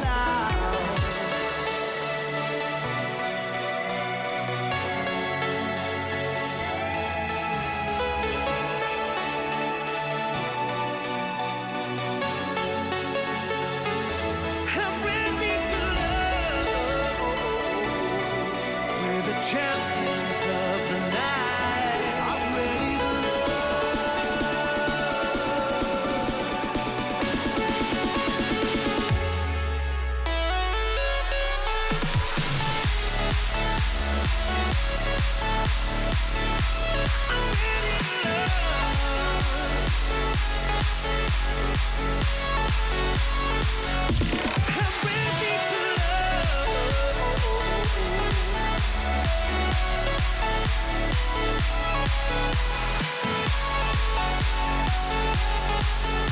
champions of the night.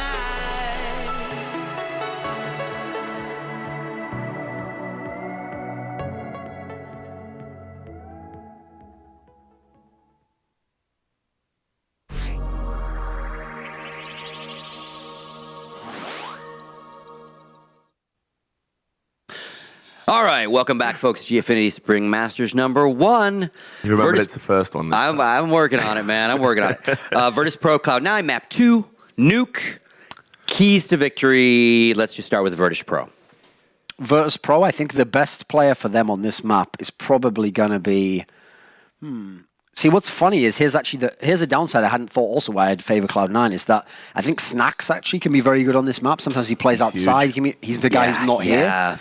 So actually that in itself is a big deal for Virtus.Pro because in the last few months, Snacks has been their best player. So to lose your best player, no matter who you are, is gonna take a hit. So I would have said Snacks. Out of the players they've got remaining, maybe Pasha. He's obviously like a go-to pick for them because it seems like whenever they're at their best, that's when Pasha's playing well. A lot of the teams center around him. It feels like within their team, the others, some of them have some say on what they do, but it seems like they have to give Pasha everything he wants. He's not a guy who's going to compromise and like, oh, I'll play this position I don't normally and I won't have the AWP this round or whatever it's going to be. So I guess Pasha has to play well if they're going to win. I mean, I've said Cloud9's going to win, so I don't think that strength is going to be as certain. Yeah, and we'll get back to Cloud9's keys. I mean, I was going to say that. I feel that the gap that's left, the void that's left by Snacks in an outside area, I'm presuming they're going to put Pasha out there on the CT side with an AWP, and he's going to have to hold it defensively. So that's a huge responsibility. I think it's a responsibility that Pasha can wield, and perform. So he is going to be important. I'm really interested to see what Taz is going to do because Taz, for me, always seems to play better when he's in control of the team. Taz seems to be somebody that when he's calling and he feels everyone's listening to his calls, that generally tends to be when his performances align. And, Taz is a player that's just been, if you were to watch, to look at a graph of his performances since CSGO started, he was, hands down, probably the best player in the world at one point, right in the early stages of CSGO when we first started getting tournaments and stuff. He took the game seriously, adapted, outside of NIP, obviously, I'm saying.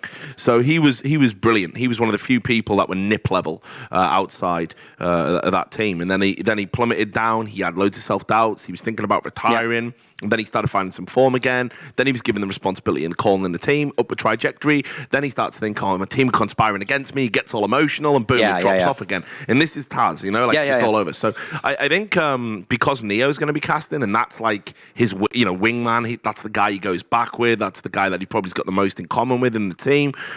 I think it's going to be, can he sort of bend the knee to Philip's rule? And if he can, and he can play well, and he can concentrate on what he's got to do and concentrate on the task at hand without being the puppeteer, he's got an important role today. He needs to step up. And what about Cloud9? For Cloud9, this is where it gets interesting because, right now it's been the nothing show. That's just the fact. I don't know. He had his Weetabix this morning, put it that way. He's absolutely... He's on fire now, Yeah, he's absolutely on fire. But what you need on Nuke, again... on point, maybe? He needs to be on point. What you need on Nuke is, obviously, I think having a solid AWPer, hugely important both offensively and defensively. So we don't know what side they're going to be starting on. And because of that, I think Shazam's going to be super important. Now is the time, if you want to shine and say, hey, I had a good tournament, I stood out. This is going to be the map that's going to give you the ability to do it on. If he can go outside and pick somebody who maybe doesn't usually play there for Virtus.Pro because, as we said, Snacks is absent, he can get his confidence going, get his frags going. He can be a big game changer for Cloud9. So I think he's going to be the player to watch for me. Okay. AWPs, as we know, hugely important on Nuke. I mean, I'd actually echo some of those sentiments because I think Nothing has to be the guy who carries here because he's been doing it all tournament long, and he's the guy who really can. Well, with the way it's going at the moment, maybe he can even be the best player in the server right now. That's sort of the way he's playing. But if you want a secondary person, I actually kind of think that Shazam's a good pick because when they beat NIP at MLG, it was, yes, the CT half was all Nothing. He had 24 kills or something. But on the terrorist side, it was all Shazam going and taking one-on-one up duels with Makalele and getting the better of them. And he didn't dominate the half. He didn't have a crazy scoreline. But he had maybe 3 or 4 key 1v1 kills where it just opened the T side up, which is the notoriously hard one to get a round win on. So as a secondary character, beyond Nothing, he can definitely have a big impact on the game. Just in that sense. We're not asking him to carry the game, but just have an AWP and do some contribute in that sense. Great. All right, gentlemen. Well, casters are ready, players are ready. So Kyanite and Banks, take it away. Thank you very much, Scoots. We are back and ready for Nuke now between Cloud9 and Virtus.Pro. Cobble was phenomenal. That's the only way to say it. I did not expect that scoreline. Cloud9, they brought their A game. Nothing was on absolute fire. VP, they need to come a lot stronger on Nuke, and, well, Nuke's not their choice. I'm not going to count them out of it at all, but it's going to take a lot of work from Virtus.Pro to pull this off, to take it to the third and final map. Yeah, they've got such strong and influential players, and obviously let's not forget that these were our Katowice 2014 champions, and obviously they got knocked out in the semi-finals last week at Katowice 2015. So individually, there's a lot of quality in this lineup. Thorin mentioned it again. The lack of Snax. Snax can be such a crucial player for Virtus.Pro. I've seen a lot of Virtus.Pro on Nuke, particularly recently in other leagues, and it's been a map that they've been studying well.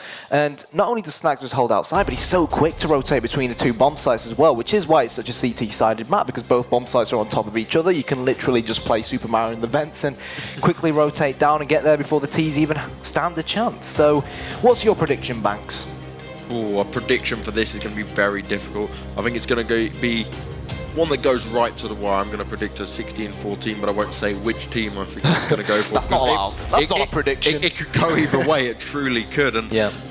We were talking about it before, Nuke potentially being we're going straight into the start here. So we're going to see Cloud9 on the CT side of Nuke. Wow, they won the knife round. They won the knife round. That was both knife rounds that I believe they've taken there. And Virtus.Pro on the T side, but Pasha started off as he means to go on, gets the first kill, but Sean nicely done with the headshot there onto Neo. One apiece taken down from each side. And as you said about the quick rotating, the CTs have jumped in vents, but has anyone got this on lockdown? Oh, nicely done. Pasha picks up a second kill. This is what Virtus.Pro need. They needed this push, and Sean, though, does reply. Takes down Pasha. A couple of the members of Cloud9 don't have much health, but Semphis is going to be taking him out with the USP right now. It's a 2 versus 1. Only Semphis left, and Michu gets the kill. Pistol round goes in favor of Virtus.Pro. Very nice round from them, utilizing Secret and going downstairs, and just a fast, explosive Glock rush. Yeah, and that's obviously how they changed Nuke from Source 1.6. Back in the day, it used to be backsteps or bapsteps, for anyone who knows the video I'm talking about, between CS Source Yorkshire and Scotland, I think it was back in the day. But yeah, now obviously they've changed the position. It's a lot easier for the T's to take control of it and rush down without having to go through so many CTs, which gives them a new gateway down towards the lower bomb site, which Virtus.Pro utilized very well on the last round. But scouts coming out for Cloud9, one for Semphis, one for Sean Gares. Let's see what they can do. Yeah, heavy investment in them scouts, picking out 2 of them, but smart decision on a map like Nuke. This could pay off massively for Cloud9 should the Virtus.Pro guys kind of walk their way into it. I probably see they're going to push Neo a little bit further forward here, as he's the one who hasn't opted for an AK, and he'll be able to get some scouting information for him. But at the moment, they look like they're going to push into the ramp room. Oh, Sean does fire off Scout, wasn't able to tag anyone. The rush will continue into ramp, and well, Neo gets one. Pasha with the second. Virtus.Pro on a rampage down to this lower bomb site. Sean does pick up the kill onto Neo. He's got to do a little bit more than that. Nice jumping shot there as well. Can't pick up another kill just yet. Does get taken down by Bialy, but it's still a 2 versus 4 right now. But no, Pasha's going to take down Shroud. Semphis couldn't get anyone down with that scout, and it'll be 2-0 to Virtus.Pro. Heavy investment from Cloud9 there, but didn't really pay off at all. Yeah, nice and clean from Virtus.Pro. And Neo, what's he going to go for? He's going to go for the good old MP7, buy up armor as well. And Cloud9, of course, just for pistols, because they want to buy up good and well come the next round. So, you know, it wouldn't surprise me if Cloud9 did something a bit out of the ordinary, push all 5 outside, push all 5 Hut, push all 5 Squeaky, something along those lines, just to try and take Virtus.Pro by surprise. But at the moment, they're playing this very, very passive. Virtus.Pro utilizing outside very, very well as those smokes. Taz spots a glimpse of, I believe that's Shazam. He's up close and personal with him, will nail him in the head, and they could wrap round here and try and take control of ramp room, but the headshot comes in from Sean Gares, and he might even make it a double. Sean trying to look for the kills here with the P250, gets a second onto Neo. Nice work from him. Nothing comes up through Secret, does a nice bit of damage there onto Pasha, dropping him to 23 health. Bialy does get the kill and finally takes down Sean. And yeah, this could catch some people off guard, but they might not even come his way yet. 3 versus 3 right now, and Virtus.Pro kind of been taken off guard a little bit here, but the benefit for Virtus.Pro is that Cloud9 haven't actually managed to pick up any of their weapons. No. Still pistols up against well-armoured angry terrorists with 3 Kalashnikovs in hand. And the question at hand now is which of these 2 bomb sites they're going to decide to edge closer towards. So it looks like Pasha wants to take control of that upper bomb site. Nothing just playing in main, but the rest of the Virtus.Pro players preparing to plant on this lower bomb site, it seems. Bayali and Michu have made their way down, and the vents will get open, but Bayali will say, thank you very much, I'll plant the bomb. And in the meantime, Pasha will flex his biceps on that upper bomb site, and of course, get the information on where nothing is, but he's probably going to save this AK-47, if you ask me, because that's what makes sense.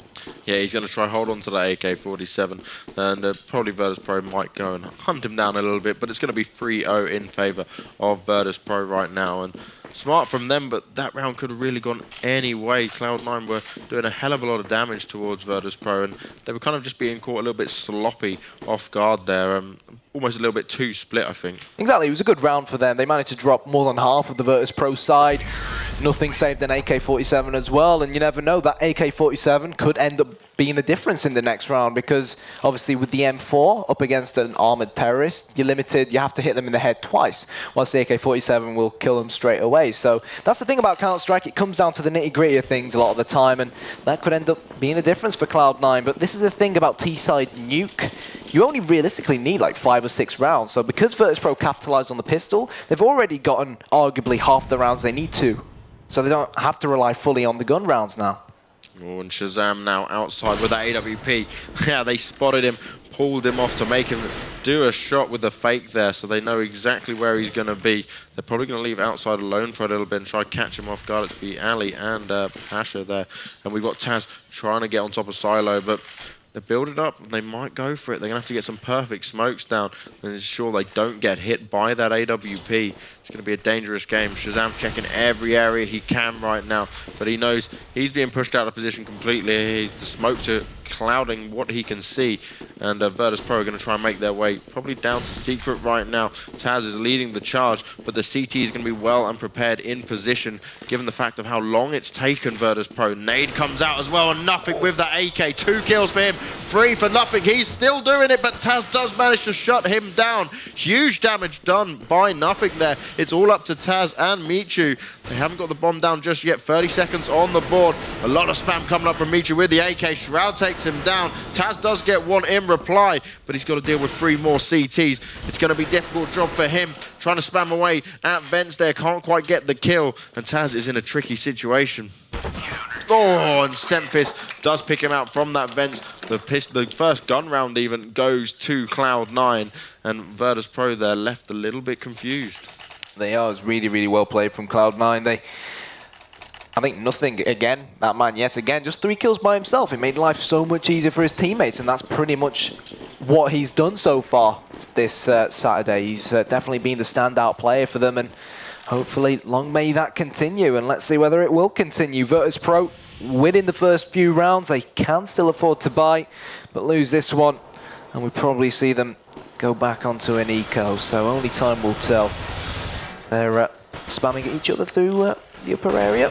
Taz seeing if he can get a pick onto main, but look at this, smoke from Michu, most likely going to land outside. The question at hand now is whether Virtus.Pro are going to try and go outside and go down secret again, because to be fair, that's what they had a lot of success doing bar the last round where Nothing tore him a new one. So let's see how it turns out for him.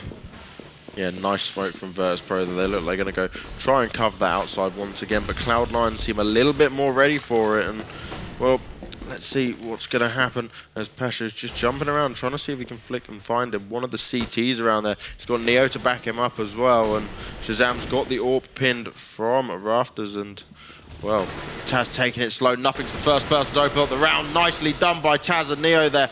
Bialy gets one onto Nothing as well. Shazam's waiting with the AWP. Can't quite find any terrorists. The bomb has been planted in the A bomb site. Nades go up towards Rafters, and they're being pushed back thanks to that Molotov grenade.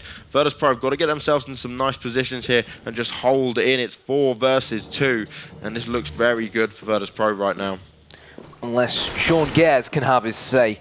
Both him and Shazam stuck in that heaven area, but it looks like they're going to try and save their weapons. Shazam will drop Neo. Sean Gares to try and get another frag if he can to, of course, hurt Virtus.Pro's economy and, of course, just prevent them getting a 4th round as much as he can. But he's not going to be able to prevent him. The bomb will go off, and at least he's salvaged that M4. But it would have been nice if Shazam had salvaged that AWP as well. Probably saving that ult would have been worth more than just getting that one frag. Yeah, massively so. And, well, Virtus.Pro right now 4-1 ahead on the T side of Nuke. And this is the start that they desperately needed. And if they can keep this momentum, grab a few more rounds, they're going to be looking quite comfortable. Cloud9 have just got to learn how to deal with Virtus.Pro right now. They're utilizing the outside very well. Yeah, the reason I want to go outside is because obviously they want to keep their distance. So the logical place to go is outside. It'll allow them to utilize their AK-47 so the best possible, or in the best possible manner. Pasha preparing with the grenade. I think they know that Shazam or someone may be hiding in secret. They've got Michu just stood up here on T-roof to prevent any potential flank. They know Cloud9 are on the eco and that they're going to have ants in their pants and be wanting to move all around the place and try and utilize the versatility they've got. So Sean Gears and Shazam, they know something is coming thanks to the smoke screen. But surely now, it's only going to be a matter of time. But Virtus.Pro, they're not going to go towards Secret. They're going to go straight in main, but they've got someone thick and fast coming from behind, and that man is Sean Gears. He's got the bomb at his disposal as well. But Pasha says, no, you're not going to stop us from winning this round. And Shazam now with a... Well, I was going to say with the P250 in a dream, but he's not even got a P250 anymore. 5-1 now in favor of Virtus.Pro. Yeah, this is looking incredibly strong from Virtus.Pro, and they just seem so confident with what they're doing outside here. Round after round, they're just completely walking over Cloud9, and we can see we've got Shroud's got his Mag 7, we've got 2 FAMASs in play, Cloud9 going for quite a low buy there, and well, Virtus.Pro, they've got all the money, and they're looking ever so strong right now. I can't see Cloud9 taking the next couple of rounds unless they do something drastic, and that's what they need. Shroud gets 2 with the Mag 7. Shazam onto Pasha as well. This is exactly what Cloud9 needed, and now they need to capitalize on it. 4 versus 2. Michu and Bialy, the only 2 left for Virtus.Pro. Shazam being very careful there throughout the flash, had to run away, and he knows exactly where both Virtus.Pro players are. Yeah, the question at hand for Cloud9 now is, are they going to go down ramp towards B, or are they going to come below heaven? Shazam knows exactly where they're coming. He'll know the other person's there by hearing him fire off bullets, and it looks like Shazam's read them like an open book. Great play from Shazam. I'm not going to lie, he made a mistake as soon as I came in through ramp room. He messed up a little bit, knifed the air in frustration, but he definitely made up for it, and that's what counts. When you make a mistake and you can make up for it like that and win such a crucial round for your team. Because the truth is, Banks, Virtus.Pro have already got 5 rounds on the T side. Nuke. You can't really, as CT, afford to give them more than 6. So they're treading a very, very, very thin wire here, Cloud9. Yeah, it's going to be difficult for Cloud9 if they allow Virtus.Pro to get too many more rounds, but Cloud9 have got to credit that round to Shroud with the Mag 7. Did absolutely fantastic work there, and well, it looks like Virtus.Pro are going to line up for this outside smoke push once again, and Taz narrowly missing the jump there onto Silo. He'll get it eventually. We'll just keep watching until he gets it. Oh, Shazam comes up through Secret. He was taken down nice and easy by the Tech 9 of Neo, but nothing's in a very good position here. Oh, and he wasn't able to get a single one of them. Virtus.Pro continue their rampage down to this lower bomb site. Semphis tries to spam away through vents, couldn't tag him quite yet. Neo on 1 HP though, Bialy on 12. 5 versus 3 as it stands.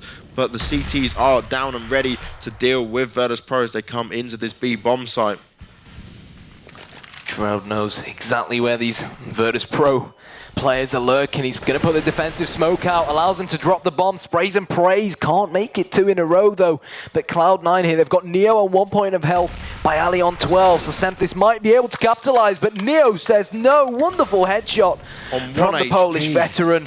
And now, I said, Sean Gears had it all to do, but they're not lining up their shots, Cloud9 at the moment, and maybe the pressure's getting to them. That was 4 huge kills from Neo. 3 of them while he was on 1 HP. He came to play and he put Cloud9 to shame. 6-2 right now, and Virtus.Pro looking so strong. T-side Nuke. And once again with Cloud9, we've got 2 FAMASs in play, 2 5.7s and an M4. Just not the ideal situation with the money. I'd rather just save. Well, that's the thing. When they were the Golden 5 back in CS 1.6, they were so strong on Nuke. And I think now that they've got, obviously, Cuban back in, he's apparently doing the calls. Yeah, I believe he's helping on the calls and with the tactics. So obviously that'll be a bit of nostalgia for Virtus.Pro. But, wow, look at this. The eco round coming out, or the force buy rather, from Cloud9. And they've only got Neo left standing. but we've seen Neo clutch him before. He's 1 versus 4. He's got an M4 and a Dream. He's got a Tech-9 out, but it's just not going to be enough. And what a round there for Cloud9. They just can't afford to lose anymore. No, it's the second round like that for Cloud9. They do something incredible, completely take Virtus.Pro off guard, but now they need to capitalize on it. Now they need to build up on that momentum, because 6-3 is not the ideal start for here on Nuke at all, and they need to just kind of build up, work Virtus.Pro out, and counter this massively now. Now, the key thing is to see if Virtus.Pro are going to go for the outside. They are without the smokes, though. Seeing more of a rush this time. It's byali leading the charge. He's going to get all the way to secret without really being spotted. Shazam, though, jumps in, wasn't ready for that, gets taken down. He's probably going to be very confused to the fact that byali was actually down there already. And Pasha's going to go nade into vents, try and force some damage onto one of the CTs hiding in there. Taz spamming away at ramp room. And you can just see how Virtus.Pro are playing. They've still got that complete confidence in what they're doing right now. Yeah, byali is now behind enemy lines. He's in enemy territory. Cloud9 trying to find him. Sean Gares knows that there's most likely going to be something coming down ramp room. He's got a player behind him. Nothing. The man in vents. He knows that there's going to be one of these poles lurking in and around this area, but they just can't find them at the moment. And where do you reckon Virtus.Pro going to go? A or B? Oh, they've got only a few seconds on the clock now, 40 seconds remaining. They're going to need to make a move for it, and it looks like they're going to still try to head into ramp room. Sean on 11 HP there. He's ate a load of damage from them through the spam, and oh, he spots one. Does get taken down by Neo. Pasha gets rid of nothing as well in vents. Michu onto Semphis. It's all up to Shroud right now, and oh, Michu comes in with the final kill. 7-3, and Virtus.Pro dominating Nuke right now. You'd think they would have changed these map pools around, and who picked who? Well, the thing is, Virtus.Pro, their timing was spot on there. Everyone who pushed, they pushed ramp room at the same time. Pasha pushed vents at the same time. They put Cloud9 under pressure all at the same time from different angles. And Virtus.Pro reaping the rewards. The bomb being dropped back to Pasha. And Virtus.Pro will be aware now that Cloud9 are going to be incredibly low on money. But they do have the positional advantage here on a map like Nuke. It's been easy for them so far to make their way towards Secret, but Shazam now is going to try and put an end to that. Yeah, well, finally, Cloud9 have given a bit of resistance to outside. They've changed it up a little bit. They did manage to get Neo down, and, well, Pasha now is actually going to make his way to under the stairs, and, well, there's no CT up there as of yet, but if he pushes all the way around, he could really catch him off guard. It's going to be Sean who's going to be waiting for him, and I like this approach from Virtus.Pro. Every other round they've gone down secret. This time they're going to go and try to take a different approach and probably go through to ramp, but they're being very cautious as it stands. Well, that's the thing. Cloud9 haven't been able to stop Virtus.Pro play around with this freedom, and now they're going to boost someone into heaven, most likely.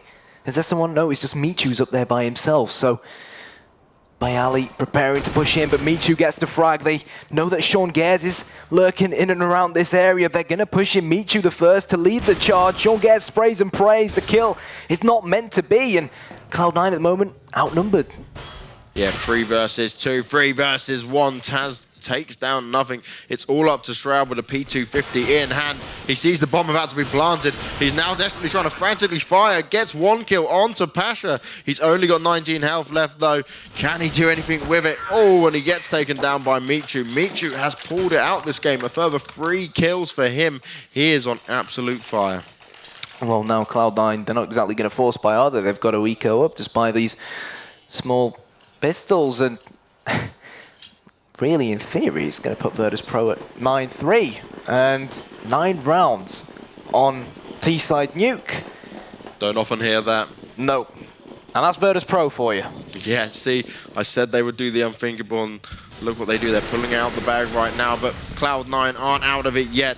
As long as they've got weapons in their hands, they'll be fighting to the very end. And Virtus.Pro, they're just charging everywhere they go. Look at Pasha right there. Shazam firing back at him. Still, Pasha gets the better of him. Michu with a further 2 kills as he goes down to his B-bomb site. A third one from Michu onto nothing. And it's all up to Shroud once again with a P250 in hand. And he's going to walk straight into Taz right now. Taz is going to try spamming through the box there, and Taz wants to deal with him fast and get this out the way. They're all coming back up, and byali finally gets the kill, taking this 9-3. And, well, Cloud9, they've really got to pull this back and at least bring this to 9-6. Yeah, his teammates came in there to save him there, Taz's teammates. They wanted to also make sure that he didn't end up going down to that P250 and allow the Cloud9 player to pick up the AK-47. So here we go. No helmets coming out from the CTs. They know that Virtus.Pro are going to be reaping the rewards of these AK-47s, and that's obviously, of course, a sign that money's tight, and they'd rather buy up grenades with it. So, Bayali to smoke outside. And the question at hand now is, are Virtus.Pro going to try and take secret control? Because Shazam wants to stop him. Yeah, once again going for their usual smokes outside. Pasha does get one onto nothing, but Shazam replies from the rafters. And now Taz sneaking around here at ramp room. Oh, nicely done spot. Sean to Sean. Sean doesn't actually get Taz. He gets Bialy, who was behind him. He's going to be forced to go down to lower into B.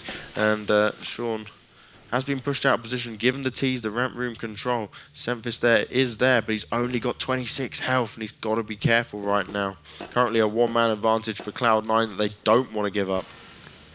Yeah, Neo on T-Roof, it looks like that flash. He's going to try and fake the upper push by flashing that upper bomb site through the window off the skybox, but good frag there from Semphis, giving his team a two-man lead now. He knows that Virtus.Pro are in and around this ramp room area, so Cloud9, they've dropped Sean Gares down here to be the last line of defense so far on this B-bomb site, so he's most likely going to hear them creeping their way in. They're going to throw that Molotov down. It will miss him, fortunately.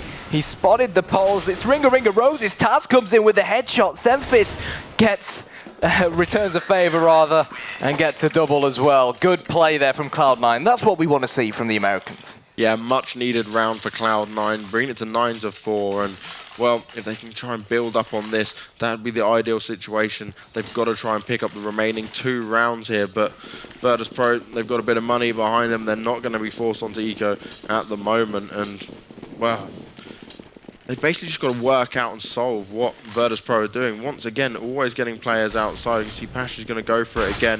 There's no AWP that we've seen here from Cloud9. I think that's playing a huge part right now.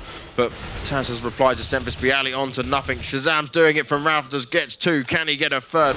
One more's just jumped down. It was Neo who took the better of him there, came from underneath. It's all up to Michu and Neo in a 2v2 to take on Shroud and Sean right now. And, well, they've got to group up and get it together and decide where they want to go. Sean's a little bit confused of where they could be right now, and Shroud's in the perfect position if they're to come through main. Was he spotted just then? He's firing away. Oh, and he went to fall down. Michu managed to get the kill, though, and that was very unlucky from Shroud there. It's now a 2 versus 1. It's all up to Sean, but he does have 100 health, and he is coming to flank them through the hut. 2v1. It's all down to Sean Gares now. Looks for Michu. Can't find him. 10 for the score. And Michu's been a machine this half. He has. Constantly getting in there. Absolutely brilliant from him. He has. Surprisingly, he's been playing with the AK-47. He's normally an AWP for his main team. So, again, that goes to show how much of a versatile player he is and why he probably is a good replacement for Snax. Because Snax, on a map like Nuke, we see him AWP outside quite a lot. When people first saw him pick up the AWP, people thought to themselves, Snax with an AWP? But he proved them all wrong, and he's also a beast with the rifles, which, as we've seen, Michu is incredibly competent as well. And look at that. Pasha says thank you very much outside. Drops Shazam, and Semphis is going to try and join in on the action with a few one-digs, looking for another. Nothing comes in to return the favour, but it's still hard for Cloud9 because they've just still got 3 pistols. Yeah, difficult situation here for Cloud9, but they've got the man advantage. Need to pick them up with some weapons. Bialy goes down on the hands of nothing. It's going to be all up to Michu. Michu in a 1 versus 4. The CTs have the bomb down and ready. They can see it, and the flashes go over, so they've got an idea of where Michu could be right now. He's going to have to try his best to flank round and pick him off one by one, but he can't do it, and nothing cleans up with 4 kills on the last round of the first half, but 10-5 in favour of Virtus.Pro. Stellar half from the Polish team. Yeah, really, really well played. And again, that's exactly what Virtus.Pro are capable of when, you know, they're feeling it, when they've got their heads in the right place. And what do you think? You reckon we're going to a 3rd map at this rate? Well, if Virtus.Pro keep up this form, it's definitely likely, and you've only got to hope that Cloud9 can get their heads back into the game. We saw them picking up a couple of rounds there, but it was just the odd 1 or 2 rounds, and nothing really consistent from them. They really have to go onto this T side with full force, and hopefully they can turn this around if they want to just close this out 2-0. But Virtus.Pro are giving it all they've got right now. Yeah, normally Shazam's AWPing outside, particularly on the CT side, is a large part of how Cloud9 defend on Nuke. And the thing is, because Virtus.Pro kept on winning so many rounds, Cloud9 just couldn't afford to buy up that AWP for Shazam. So definitely out of their comfort zone. But hey, what better way to announce their fight back into Nuke with winning the pistol round? Yeah, they desperately need to grab this pistol round. It's going to be a slow round to start off with here. Virtus.Pro got a nice setup here at Ramp Room. Pasha being quite aggressive. He's trying to see if he can poke anyone through that smoke right now. And, well, Challenger stage update. NiP losing 12-2 on map 1. Not what people are expecting right now from NIP, but focusing on the game at hand. Virtus.Pro 10-5 up against Cloud9 on Nuke. Nuke being Cloud9's chosen map. Semphis waiting there with the Glock. Oh, did he just catch a little part of Pasha? Maybe so. And Neo goes down straight away to Shazam. But look at Pasha and Bialy. They're doing the work. Another kill up for Pasha. Fantastic work from him. Doming heads as they come around the corner at Ramp Room. And it's going to be all up to Nothing and Shroud, as they're going to go and try and do something a little bit sneaky, coming under Heaven into Ramp Room. But look at this from Pasha. He's got the idea. He knows where they could be. Nothing takes off his head, though, and it's going to take us to a 3 versus 2. Cloud9 have got to get it all they've got. They've only got 20 seconds left on the clock right now. Nothing does get the kill onto Taz. Bialy does go down to Nothing as well. Nothing is the man who looks like he's going to go try and do this, but 10 seconds on the clock. Mishu just needs to hide. He does. He knows that they're going to try and go to the upper bomb side, but no, they don't even have the bomb. They're not going to be able to win this. Cloud9, Michu saves the day. Or rather, Cloud9's incompetence to pick up the bomb saves the day. And 4 kills for Nothing still, though, because he went to finish off Michu. 11-5. They end up meaning nothing if you can't plant the bomb and win the round and let the time run out like that. Yeah, just a little bit too slow from Cloud9, but Virtus.Pro right now only 5 rounds away from closing Nuke out and taking us onto Inferno. Absolutely crazy for a map like Nuke. Yeah, the problem now is it's given Virtus.Pro money to work with. It's given them those pharmacies, and it's given Neo the MP7 that he seems to love buying nowadays. It's only going to be Shazam to invest in a scout for the terrorists. But you know what? With the Tech 9s, anything's possible. Certainly so. We can see Cloud9, they're going for this outside push around. Oh, nicely done by Shazam there. Does get the scout shot onto Michu, dropping him to 13 health. Just need to try and finish him off right now. And Semphis looks like the man to be able to do it. Takes off the head of Michu, turning this into a 5 versus 1. And Virtus.Pro, they just got to be careful they're not picked off one by one here. A couple of them pushing into Ramp. Look at that from Nothing. Huge shot onto him, onto Neo there, and he's going to come into Ramp Room. Pasha pushed to fall back, and it looks like Cloud9 are going to have control of this lower bomb site. Yes, they are. So they still lack the firepower, and well, a Wild Bialy appears. He's waiting for them. He's now got the bomb at his disposal right beneath his feet. Double coming in from Bialy. Taz rotating from behind, and Virtus.Pro on the verge of twisting this back in their favor. Only Nothing left standing on only 10 points of health. Yeah, 10 points of health and a Tech 9. Let's see if Nothing can pull this off. He's playing it smart. He's going all the way around. If he can catch Pasha off guard in vents right now, it'd be an ideal situation for him. Oh, he's literally going to follow him the whole way around. Oh, and Pasha gets the better of him. He went to go pre-fire him, but Pasha was waiting, and 12-5 it will be in favor of Virtus.Pro, who were just quite frankly looking unstoppable on Nuke right now. Well, full credit where it's due to Bialy. Great positioning from him. He read exactly what Cloud9 were doing, and he positioned himself down at that lower bomb site before they could even get there. And it was a big mistake from Cloud9 where they opened the door, they went up, and then I think it was Semphis who thought, hold on a second, did I just catch a glimpse of one of the Virtus.Pro players? But here we go. Bog standard smokes going out outside to cover the big garage area. But look at this, Michu. Oh. He's taking a leaf out of Sneaky Snacks' book here. Nothing. No, Michu turns away using a great position to capitalize. Oh, that would have been so close right now. Neo dealing with some of them at Ramp Room. Sean's going to come around, trying to take him down with the Tech 9. They're jumping down. Neo gets one, but he's quickly taken down. Pasha does open up onto Sean. 3 versus 4 right now in favor of Virtus.Pro, who have got the weapons in their hands, but Nothing comes around the side, takes down Taz. He's going to be able to pick himself up an M4 as well. greatly needed. Bialy couldn't get the better of nothing either. Shroud onto Michu. It's all up to Pasha in a 1 versus 3. Cloud9 have completely turned this round around, and Pasha's going to be making his way very slowly, checking every corner right now. He's in a tricky situation. Flashbang goes out towards Vents. He sees Shazam, gets the better of him. The smoke's still down. Oh, and he goes into Toxic, but no one's waiting for him. He's got to check it out, though. Fires him off. He's on low health as well. Nothing finishes him off with 3 kills for him. And Cloud9 do manage to secure a round, but that still keeps him in a 6-round disadvantage. Yeah, we can see Cuban holding his head because he knows that now that's going to force Virtus.Pro down onto the eco, and it's going to lengthen the game as things stand right now. And that's something Virtus.Pro don't want to happen. You know, they want this to be a quick sweep because they want to keep that momentum rolling. They want to keep the ball rolling. They want to keep Cloud9 quiet. They don't want to give them any hope. And we still have 2 Tech-9s coming out from Cloud9. It just goes to show how tight money is for both sides at the moment.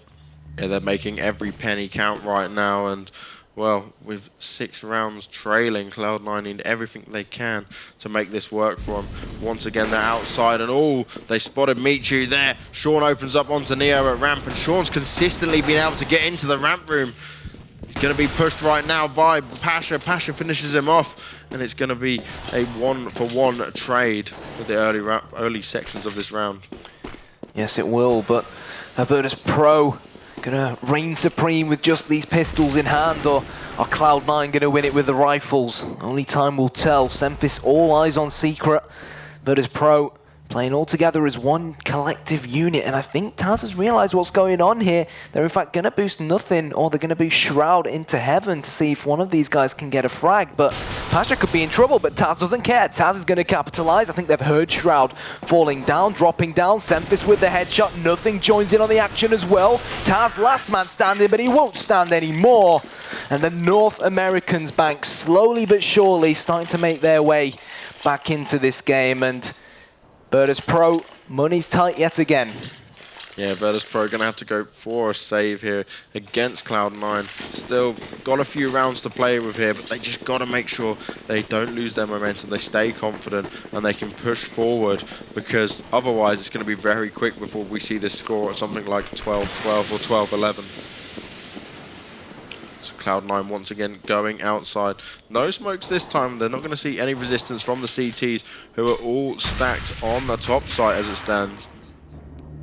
Cloud9 taking it very slowly though. They're being very careful. Considering they've mainly gone outside and ramp room, the Virtus.Pro have just stacked A side, and not quite sure if that was the best option at this moment in time. Well, pistols all round. Virtus.Pro, as Sean Gares just listens out for how many CTs are currently occupying the ramp room. Shazam, slow and steady wins the race, is his motto at the moment as he creeps outside. His only problem is that he doesn't have much backup. If he goes down, that AWP could go to waste. But if you ask me, I think Cloud9 here have the B-bomb site as their main target. But they've got to be careful because Pasha's very, very up close with his P250, and it is a one-shot headshot at this range. Oh, but Sean gets the better of him. Semphis onto Neo. The ramp room is clear. And nothing. He's already down by Vents. Going to be listening to see if anyone drops down.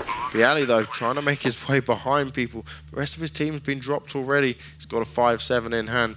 If he can pick up a weapon, that would be ideal. But Sean gets the better of him, taking it to 12 for 8. And, well, Virtus.Pro slowly losing round by round here. Had a 6-round lead, now down to 4. But Virtus.Pro have picked up the guns, and let's see what they can do now. Neo's got an AWP. Yes, he does, and we see Neo AWP a lot on this map here on Nuke. The question at hand is where he's going to take it. We've got Michu who's going to go outside with his M4, and he's going to go ramp room. It's not often you see the AWPers go towards ramp room, but we could end up with a battle of the AWPers here. It's Shazam up against Neo. But the defensive smokes have gone in, which have nullified the potential threat of Neo. But Cloud9, they're going all in here. They're going straight for the vent dive. But Pasha is one step ahead of them. Pasha and Michu going big. And Taz says, I want to put an end to this game. This is it. See you later, Cloud9. 13-8. Good stuff from Virtus.Pro. But Cloud9, because they won so many consecutive rounds, they still have money to work with.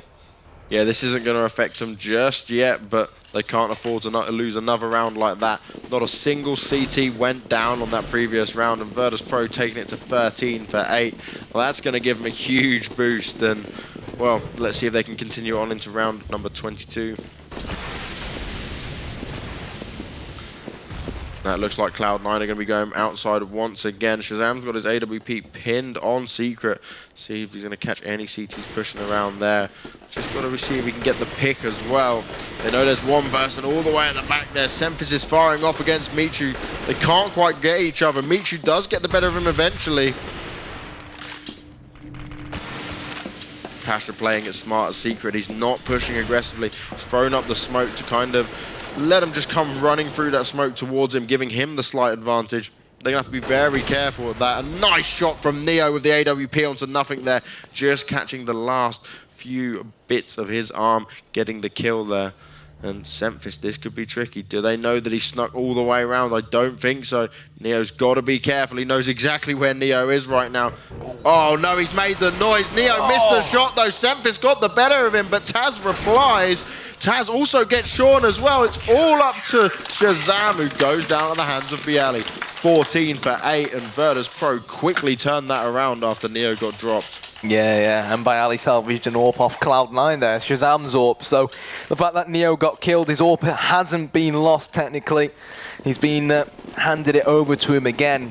And the thing is, a lot of people, I saw people saying that Pasha didn't really step it up against Infuse yesterday on Inferno, but currently he's leading the scoreboard for Virtus.Pro. Nicely done by Pasha, and 14 for 8 is your score. And Virtus.Pro are going to look to try and take this to match point. Cloud9 have got 2 AKs and 3 Tech 9s, and we do know how powerful them Tech 9s are, but is it going to be enough to stop Virtus.Pro? Mishu, though, look at this. He's coming all the way around. This could spell trouble for Cloud9 if they don't get a move on. Michu could literally come round the side and pick him off 1 by 1. Taz, though, in hut. Very nice position from him. Cloud9 going to start making their way towards the ramp room. Michu, he's taking it very slowly. Look where he's got to. He's going to push round behind them all. Gets one. Taz gets another, but Shroud gets him from the side there. Michu not really doing as much damage as he'd hoped. Neo gets another Taz onto Shroud. It's going to be all up to Shazam right now. Pasha gets him down 15-8. And Virtus.Pro take us to match point on Nuke. Yes, they do. And 1 round is all the polls need to take us to Inferno. But hey, Rec 9's coming out. We saw what Get Right did with the Rec 9 at Katowice last week here on Nuke. So here we go. Can the overpowered pistols save the day for the North Americans? It's not over yet, even if they lose this map, because guys, if you've just tuned in, it is a best of 3. It will be 1-1 if Virtus.Pro do emerge victorious here, and it looks very likely. They're the ones with weapons, they're the ones with the firepower, and Pasha says, I want to put an end to this game. He sees the smokes going out. There's the second from the man with the biceps, and Michu in a perfect position to capitalize, and surely now there's no way back in it for Cloud9. No, 2 versus 4, and Virtus.Pro are looking to close this out. They know where Michu's hiding. Can he get the better of him? He takes down nothing. All up to Semphis right now with the Deagle in hand, and well, it's just a waiting game to see what he can do here. Be miraculous if he could pull this off, and he's going to take his time. He's not giving up just yet. Oh, when he comes out, Taz gets the better of him. 16-8. Cloud9 lose their chosen map of Nuke to Virtus.Pro. We will be seeing Inferno now, and well, we knew this would go to a best of 3. We predicted it from the start, but not in this fashion. No, we didn't. Obviously, like you said, it's sort of gone the opposite way around. Exactly, because Cloud9 were the team who picked Nuke. They've ended up losing Nuke. Virtus.Pro were the team who picked the first map, which was Cobblestone. They ended up losing Cobblestone, so now we're going down to Inferno, which is the decider, a map that both teams are somewhat solid on.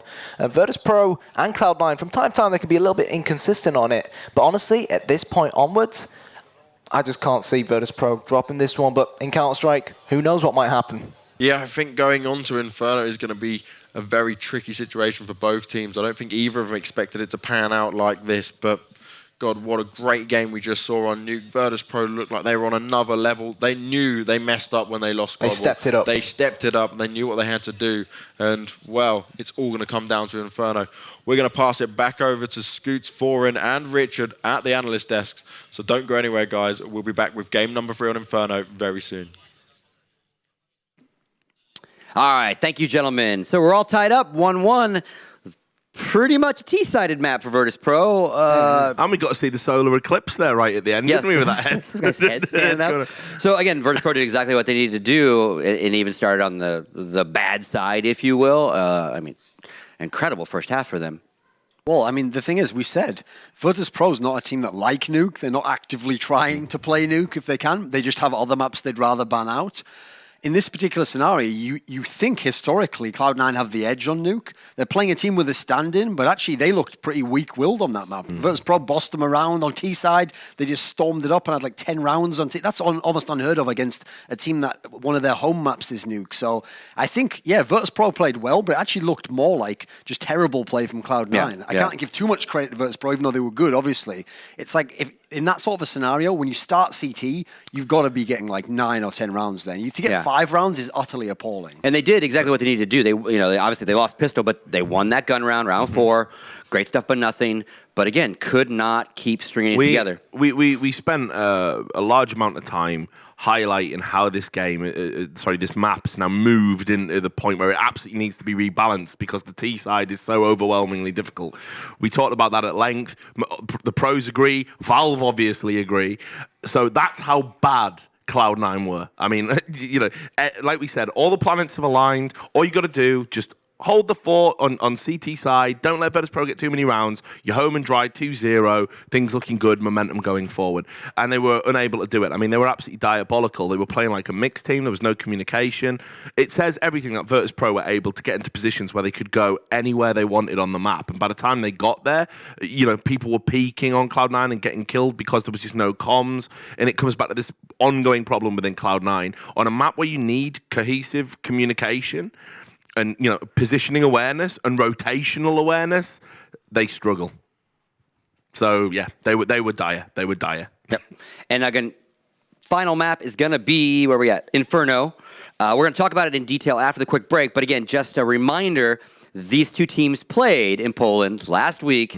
16-11 was the final score for Virtus.Pro, but pretty close match. So I'm gonna get your thoughts on, and we're gonna delve into that map after this break, folks. So we'll be right back. Just a couple minutes, get something to drink, get something to eat, and we'll be right back.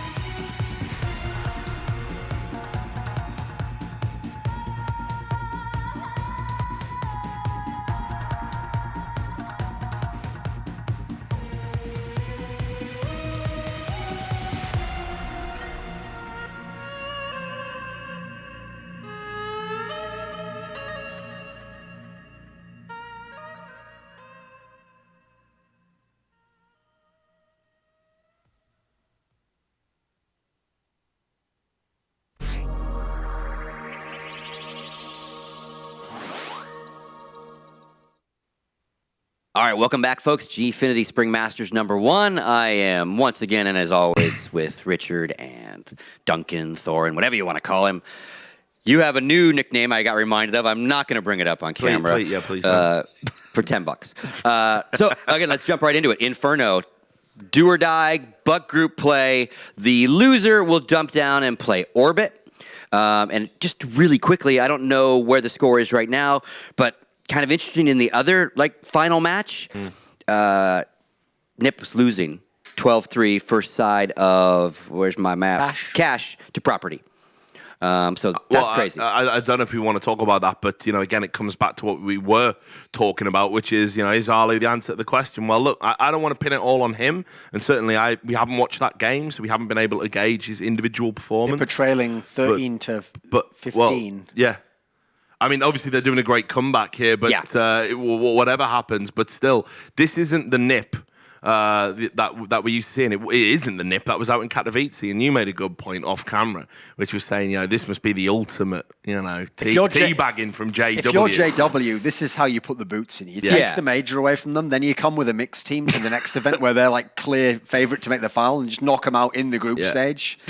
Seriously. You show up with your little brother and your mom the next game, right? I mean, the Lannisters send their regards. Yeah. You know what I mean? Exactly. It's and again, map 1, so this is why we like best of 3, because again, this could be the end of Nip if it was best of 1, right? Yeah. You get that lucky map.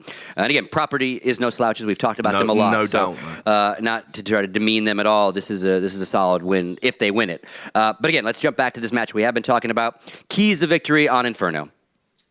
I mean, from what I've seen today, it has to be nothing. Has to be really good. Because again, every map they've done really well on was him just dominating. He didn't have really much impact at all on Nuke, and they couldn't get anything done there. So I have to feel like he has to have a big game. I mean, I'm going with Virtus.Pro to win the map. So again, I don't think that the key will necessarily play out for Cloud9, but I think that's it. He must be on very, very good today. Yeah, and again, they lost Nuke, but the highlights we know are coming are from nothing. So it just wasn't enough, right? No. And I think a little bit credit should be given to Shazam for Cobblestone. He did have a pretty solid Cobblestone. So again, he needs to step up as well. But anonymous on Nuke, as we just saw, and I mean, let's say Cloud9, that is not the level of play you bring to any tournament. That was really poor by them. I don't want to. I'm sure there's a lot of American fans who've tuned in. I'm not twisting the knife needlessly. That was awful. They'll know it. And this is why now, I've got to wonder. I didn't make a prediction about the series. I said Cloud9 were going to give them a game on Cobble. That's a non-committal quote. Yeah. Obviously, they did win it. I did say. I believe they did play a game. Yeah, they absolutely did. And I did say that Virtus.Pro were going to win Nuke, and that's worked out as well. Now I just wonder if Cloud9 are going to start having those old problems coming back. They're going to be angry. Jordan's going to be very frustrated. Nothing's going to be frustrated. He's carrying, and yet here we are. We're still struggling, still losing.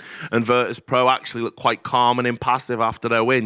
Few muted high fives, but they're a momentum team, and certainly they've just put in an incredible performance on a map that's meant to be so imbalanced. You're only meant to get 3 rounds as T these days, and they got 10. Yeah. So coming in Inferno now, Virtus.Pro, they can play Inferno, and we've seen Cloud9 kind of struggle a little bit. And as you rightly point out, they've played on this map, and Virtus.Pro emerged 16-11 victors. So I probably's got a plump for the polls here. You've also got to worry that Cloud9 must feel like they blew their chance to win this group and get out in first, because they won Virtus.Pro's map pick.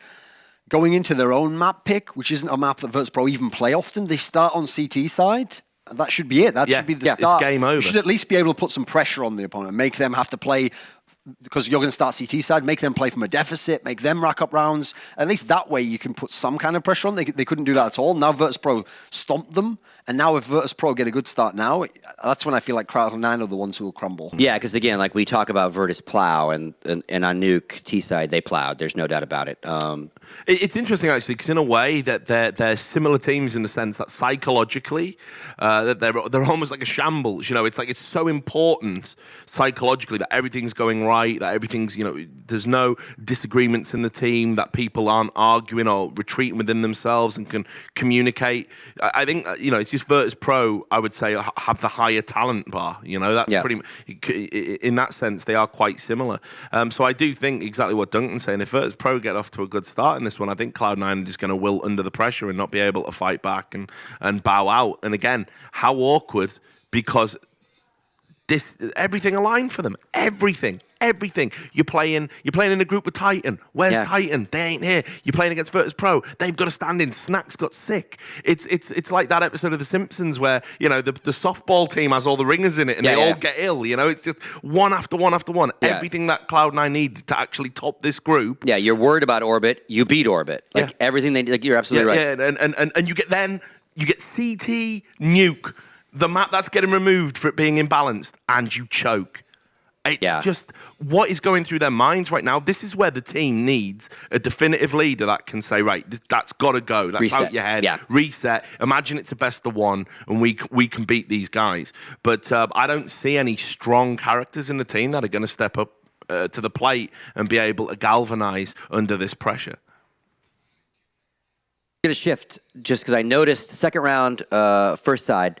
Virtus.Pro wins the pistol.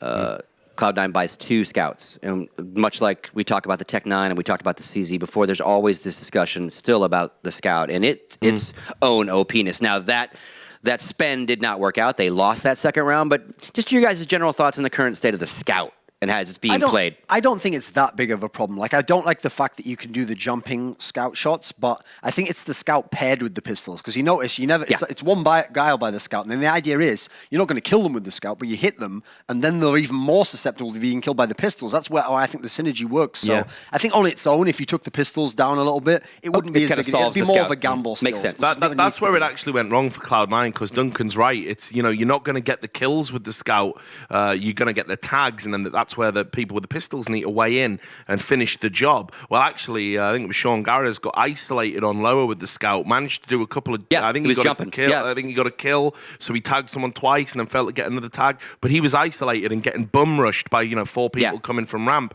and that's just no good. That's not how you want to play the scout there. You need to be...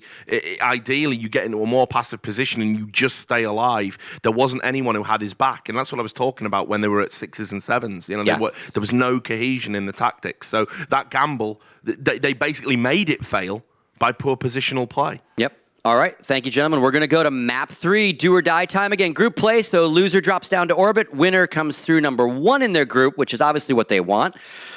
Kyanite, Banks, it's all you, gentlemen. Take it away. Thank you, Scoots. We are back and ready for Inferno. This has gone completely the opposite way around to what we expected, but that's just the beauty of Counter-Strike and what happens. I'm excited to see how Inferno is going to pan out. Both teams are very strong in Inferno. You can't really say like one's going to have the direct edge on it. Cloud9, they've been on such incredible form. As soon as nothing gets going, he's getting a few kills on the board, just like even when we saw a Nuke. Cloud9 would just pick up a couple more rounds.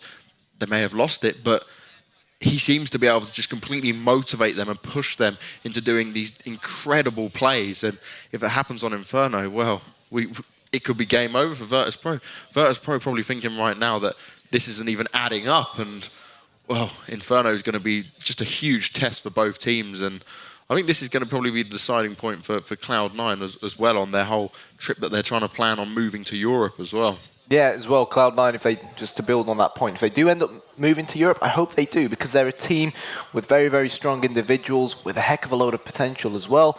But that aside, let's focus on Inferno. What I'm looking forward to seeing is 2 very conflicting styles, particularly on the CT side. How Virtus.Pro, they love to smoke the bottom of banana from CT spawn, push down, constrict the amount of space that their opponents have to work with. They love that banana control all the time. Exactly. And the thing is, Henry G, I always say this, but I love the way Henry G described it to me once. And he described it as an offensive defense, because that's essentially what it is. Yes. And that's the beauty of it. That's actually the perfect wording for it. Yeah, because if you can smoke down the bottom of banana, push one person down to the tree area or somewhere along those lines, it also allows you to strengthen your larger bomb site setup by rotating a person round, which is why I love the approach Virtus.Pro always take on Inferno. Whilst Cloud9, particularly on that smaller bomb site, they play a lot more passive. Shazam sometimes pushes out to the car, but we don't really see him get up close and personal with a lot of teams, and maybe that's a lack of confidence, I don't know, but hopefully we can see some fire in the belly of these Cloud9 players and do things out of the ordinary, because they've got to try and surprise Virtus.Pro.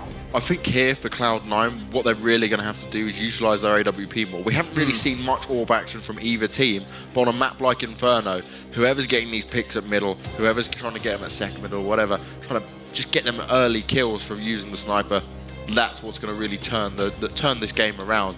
And whoever starts whipping that out, just doming heads, taking players down, getting just 1 kill before they die, or 2 kills with that AWP, is going to give so much information. It's going to be so vital to whichever team. And we're actually going to see the knife round this time round, and Virtus.Pro go for the win on the knife round. Finally lost a knife round. Cloud9 finally defeated on knives. Yeah.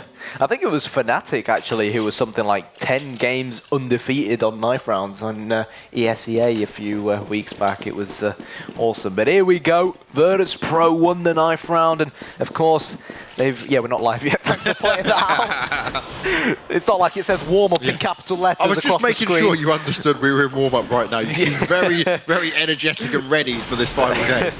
Yeah, as well. I didn't realise that one of the Virtus.Pro players had an M4. You don't start with M4s nowadays, do you? It's not CGS rules. Oh, God, don't. We're never going back to that. That should never even be speaking about before. I love the CGS rules. What was it? MR9 16K? Yeah, MR9 and just have so much money that it didn't really have any competitiveness First round of to the it. half, get 3 AWPs out. Come on, let's do it, lads. But anyways, talking about let's do it, Virtus.Pro and Cloud9 getting ready to do it. Virtus.Pro on the more favoured CT side, Cloud9 on the T side. And again, on the T side of Inferno, you're only really expected to rack up 4 or 5 rounds. So if you manage to win the pistol and find yourself 3-0 in front, that does so much help to you. Oh, well, look at this from Neo. Pushes down Banana, gets one. Michu is there as well. Couldn't get the kill, but oh, nicely done by Pasha. Woo!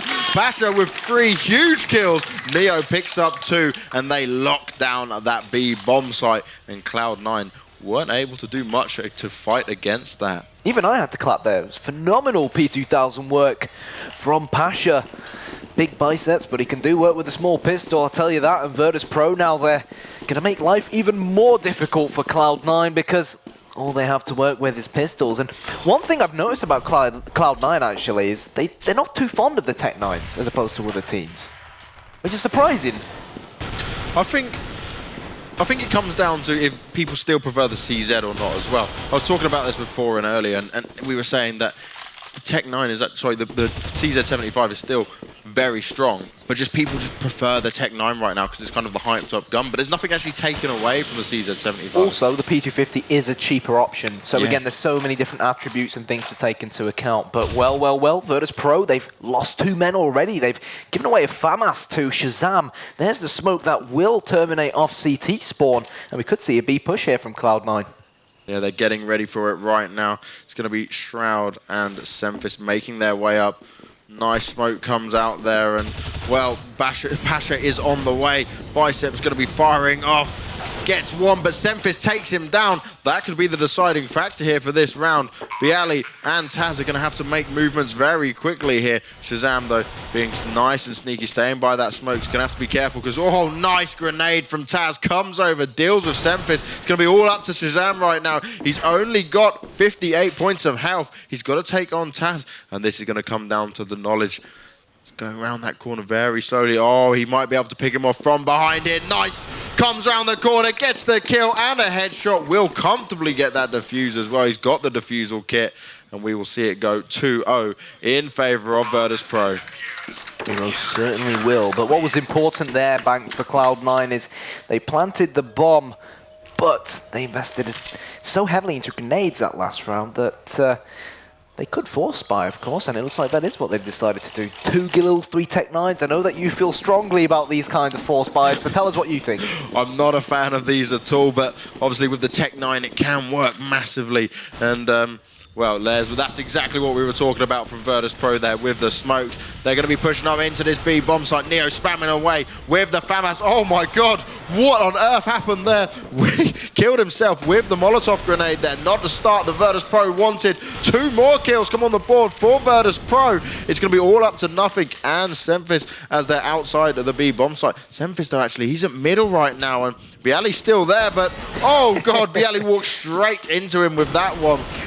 Finally finished off by Taz though, and Virtus.Pro take that very comfortably 3-0. Yeah, nice and solid from Virtus.Pro. Played everything by the book, and my word, has their B bomb site defense been incredibly strong, and hopefully they can carry on that kind of form. But Cloud9, that force buy, has left them in a tough situation now, Banks, and you know what, I agree with you. They probably should have waited it out, maybe even pick up an AWP as well, see if they can utilize Shazam's aggressive AWP to try and get an entry frag. But now they're probably going to end up going 4-0 down, and that's not really ideal at this point, particularly in such an important game.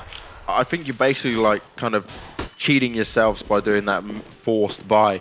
They're going to put themselves in such a tricky situation, and being on 4-0 is mentally a lot worse than the 3-0, not just what you see on the scoreboards. Oh, wow. Nearly caught with a nade out in hand. He's being protected by his teammate. Neo gets one as well. 3 members down for Cloud9 already. Only Shroud and nothing left. Virtus.Pro cleaning up round after round right now. And Shroud's just standing there eating grenade after grenade. He's got a P250 and had 19 health. And Virtus.Pro are just doing insane stuff to Cloud9. Pasha finishing it off with the kill on the M4, and it's like Cloud9 have just lost their whole persona that we've seen over the past 2 games. Yeah, so far it's been easy peasy lemon squeezy for Virtus.Pro, or the Virtus Plow, as some people call them. But now, no excuses now for Cloud9. There's the smoke going out from Taz towards the bottom of Banana. Again, what we were talking about, we most likely will see Virtus.Pro push down, and in fact, they've sent 3 CTs towards Banana, dodging that Molotov. But what they're going to do now is they're going to push down, they're going to try and get control of that area, and they're going to try and get behind the Cloud9 players. Cloud9 really need to get the ball rolling and finally rack up a round on the board here. They've got Sean Garris, who's playing with just that Tech 9 and 4 AK-47s, so they're taking it slow. They want to make sure that their push is calculated, that they're all on the same page here before they do it. They have smoked out Arch, so we could see an attack on Quad here. Yeah, it's a little bit slow and steady right now from Cloud9, spamming up there. I love the positions of Virtus.Pro here, though. They're playing this nice and calmly, not pushing themselves into any unwanted positions and not letting Cloud9 control the pace of this round. Semphis, though, he's going to be doing the distraction. They're falling back, and well, look at Virtus.Pro. They've not been taken by this. They're holding their positions, and well, we're waiting for nothing to get rid of that Molotov onto the B bomb site and try to push Virtus.Pro out of position. But look where the players are on the CT side. This is not even going to touch them, but they might walk back into it now just as I say that. Molotov goes off from nothing. The assault is about to take place on the B bomb site. Neo's narrowly avoided that. Oh no, Shazam gets one. Neo though, he's on the reply. Managed to pick up 2 members of Cloud9 already. They've got backup from Pasha as well. Pasha gets one, Neo gets another. It's all gonna go to Neo there. 4 kills on Neo, 1 for Pasha. The B bomb site was completely locked down, and Virtus.Pro have gone 5-0. They have. Cloud9 will still force up the buy here. Come on, I want to see something. I want to see a higher tempo from Cloud9. I want to see more penetration come out from them on either of these 2 bomb sites. They've dropped off. I don't know why. Exactly, they've gone B a heck of a load of times. They haven't really asked questions of the Virtus.Pro defense on the A bomb site. I'd like to see them push apps, take apps control, utilize second mid. We haven't really seen them do that. We've got Sean Gares here, who's pushed up Banana to prevent Virtus.Pro pushing down and taking control. But at this point, I don't think Virtus.Pro are too bothered. They've got the confidence flowing in their blood right now. They've got to change something around Cloud9. Well, what you usually see teams doing is when they're on eco rounds, they kind of feel out the other team, get a feel for where they might be playing and just how they're positioning themselves. Cloud9 haven't done that. They've just continually gone to one bomb site, and well, it's not working for them at the moment. Well, they've read Sean Gares like an open book. The molly goes in, and we've got the battle of banana going on here. Nothing returned the frag, but Mihu comes in with the headshot onto Jordan, leaving it 4 versus 3. He's going to go very aggressive. He's now got the bomb at his disposal. Shazam will return the favor, but at 3 versus 2, it's still a big ask for Cloud9. Yeah, massively so. Cloud9 2 versus 3. Can they pull this round off? It'd be huge if they could. Pasha's waiting. Nice shot by Pasha. Takes off the head of Shroud and does away with Shazam as well. The crowd is going crazy over here. It's got a lot of Virtus.Pro fans in the crowd. And, well, Cloud9, they just can't seem to catch a break. I feel sorry for Bayali because I don't think he's actually seen any Cloud9 players so far. Hashtag pray for Bayali. Poor Bayali. He's not getting a piece of the action at A. It's all going off to B. Exactly. But here we go. Maybe, just maybe, fingers crossed, Cloud9 are actually going to try out the A bomb site. It's not ideal. They've only got pistols, but hey, you've got to be fortunate and make something of what you've got. So towards upper apps they go, but the veteran in Taz knows what's coming here. He's got that unsilenced M4. The trigger has been pulled, but Bayali, we said he wasn't getting a piece of the action. Bayali with 3 up against the eco, but I'm just glad to see him get a piece of the action finally. And Cloud9, Shazam's finally got the AWP. I want to see him push up mid, peek quad, peek arch, get that opening frag. Even if you have to go to upper apps and get the opening frag onto Taz playing in apps, do it. Shazam needs to be the point man here for Cloud9 to help them get an entry into one of these 2 bomb sites. Do you know what I'm thinking it could be here for Cloud9? I'm thinking they could just be getting really tired, getting a bit down and out now, and they just not being able to pull it together. They've got to try refocus themselves, get some control, and really push this a little bit harder because this could be it for them. They could be taken out right now, and Virtus.Pro are looking, making them look like they're just some scrub team with 7-0.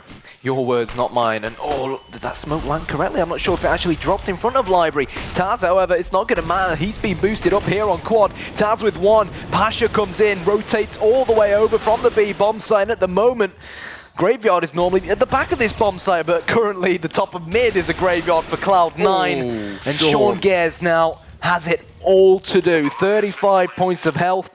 It's Neo and Pasha to try and save the day for the Poles. And you know what? Neo saved that day. 8-0. 8-0 in favor of Virtus.Pro right now. Cloud9 just can't get it together. You just need them to pull it out. You almost feel bad from just watching this happen because this is not how they play. They're 10 times better than that. They've proven it on the past 2 maps, but Virtus.Pro right now just looking so confident on Inferno. The thing about Cloud9 and Inferno is it's normally one of a map they like to play. They always do well against North American teams on Inferno, but whenever they come over to Europe, whenever they play in majors on Inferno, it just seems like they can never crack the European teams on it, yet they continue to not veto it. So they obviously, you'd like to think that they have something up their sleeves. The question is what? And if they do have something up their sleeves, we need to see it ASAP. And that was definitely something up nothing sleeves, even though they're wearing short sleeve shirts. He's going to fall back now towards a bomb of banana. But let's see if they can build on that. Yeah, this is where it's going to count because they've got a few players here at middle. The smoke's gone down. Taz is at top of middle, kind of poking out a little bit aggressively there. And, well, Neo has got his ult pinned on Banana, looking for nothing, who's still hanging around near the bottom of Banana. But the rest of his team are towards the A bomb site. No one else has rotated over to B just yet. So 3 in the A bomb site is easily dealt with. But Cloud9 looking to execute onto this A-bomb site, the Molotovs, the smokes, they're all coming out. Taz gets 1, nicely done. Goes and gets a second, can't quite get the third. He's burnt to death by Sean, but it's now a 3 versus 3, and the health advantage is massively in favor of Virtus.Pro. Mihu does get the kill onto Semphis. It's going to be 2 versus 3. Smoke goes over from nothing. They're still focused on trying to get into this A-bomb site. Picked up the bomb as well. Now, Shroud's got to do something with it, though. He's trying to cover himself. Fires off some shots into the smoke. Shroud does do away with Mihu. It's all up to Bialy.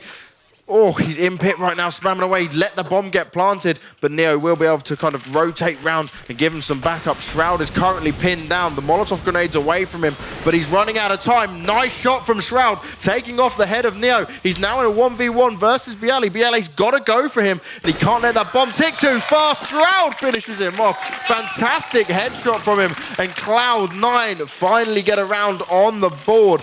Absolutely massive round for Shroud just then. That was such intelligent play from Shroud as well. He knew he had Bialy in pit because his teammate obviously died to him, and he knew that Neo would most likely be rotating over from the B bomb site because Neo's wrecked them there beforehand. So he thought, I'm going to put this smoke down.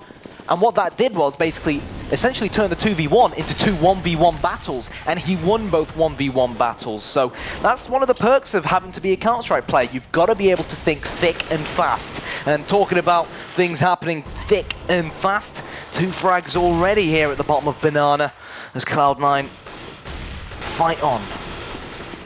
Yeah, well, only 1 player down for each side right now, and Cloud9 have kind of slowed down once nothing has been taken down. Neo's in a very good position right now. He gets 1, he gets 2. Oh, and he gets the 3rd as well. Huge from Neo just then. It's all up to Semphis right now, and that's exactly what Virtus.Pro needed. Huge play by Neo just then. Semphis going to put himself in a tricky situation. He does have the bomb, but he's got to be careful of all the CTs that are going to be around him. Oh, sorry, I mean, he doesn't have the bomb even. He's got to be careful of the CTs around him. But Taz is just waiting in the perfect position. Semphis does get the better of him, though, turning this into a 1v3. Will he be able to pick off Bialy and pick? No, he doesn't. Virtus.Pro pick up another round, and Cloud9, they just can't capitalize on the win. No, and the thing is, I spoke about this yesterday, actually, when I was tuning into the Katowice NIP POV. One thing you'd notice is, particularly on the CT side, whenever NIP would lose a round, they'd say, look guys, don't worry, we just lost the round. Let's buy up again, and let's use it to break our opponent's economy. And I'm sure that's exactly what Virtus.Pro will have said, because now Cloud9, they're bleeding, and only pistols to work with. And it's not really what the doctor ordered for them. They need weapons. They need more than 1 round. And at this point, it looks very, very difficult for them to even achieve 4 rounds, which is really the bare minimum that you should really be aiming for on Inferno. Well, Virtus.Pro right now, nicely confident, spamming away. They're pushing down, doing exactly what we spoke about earlier on Banana, gaining that control, not allowing the Ts to kind of keep their players always surrounded there and keeping the information coming. Cloud9 taking a bit of a slower approach, but Taz, great position from him, is going to see Semphis there if he decides to push through apartments. And slow play from Cloud9 right now. It's almost like they're not 100% sure on what they want to achieve with this. They just need to get the bomb down and gain themselves some money.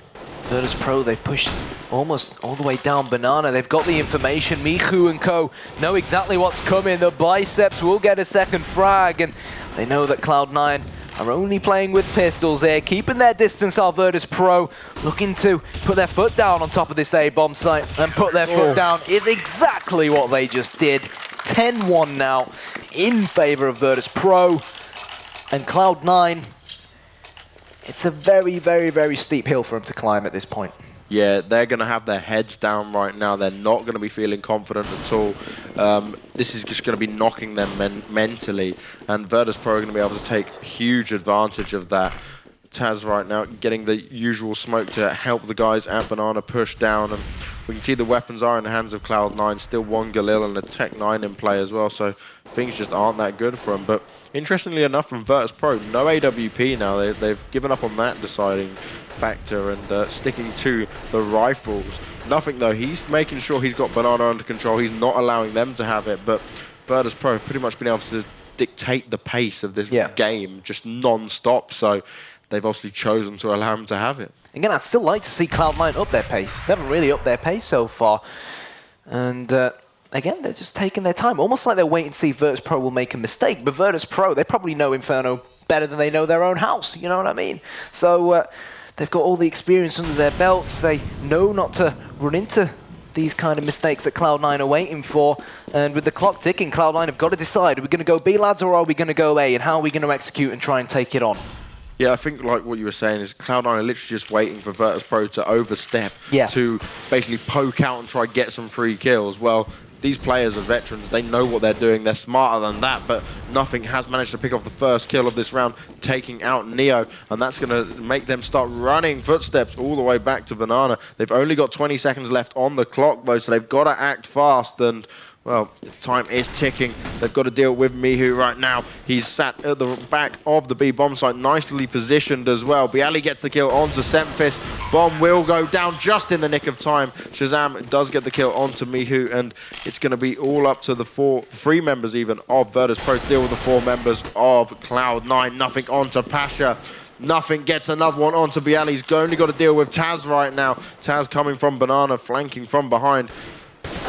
Oh, and Shazam boosted up high, does get the better of him. Finally, another round on the board here for Cloud9, but it's just a little bit too late. You know what one of the factors there was for Cloud9? Nothing stood up and said, look guys, we can't sit and wait around for Virtus.Pro to make a mistake. They're not going to push us and make a mistake. I've got to go in, I've got to go deep into this bomb site and get the entry frag myself. And he did, and obviously with only 20 seconds left to go, it's a great call from the Cloud9 in-game leader. They stampeded straight up towards the B bomb site, and they dropped Mihu in the process, and have finally got their second round on the board, but they need more. But in order to get more, they've got to try and avoid the all-powerful sniper rifle of Neo. He is down to 9 points of health. Nothing will get the frag onto that man. And let's see what Cloud9 can do with this. Pasha, though, does get a nice nade onto Nothing, so trade for trade there. 4 versus 4 right now, and well, the T's are making their way back to this A bomb site. I've got 2 in B, 2 in A, so a large bomb site only covered by 2 CTs. This could be a little bit difficult for the Virtus.Pro boys to deal with. Nice Molotov grenade, goes up high. Taz has spotted him. Can't get the kill, though. Bialy gets 2, though. Huge from him. The bomb is being planted. Has gone down, but Taz does manage to pick him off. Taz picks off Semfis. Nicely done by Virtus.Pro. Even when it's looking like it's going to be difficult for him, they just make it look so easy. An 11 for 2 will be your score. I know money was tight for Cloud9, but they essentially pushed that B bomb site, the A bomb site, sorry, a bit naked.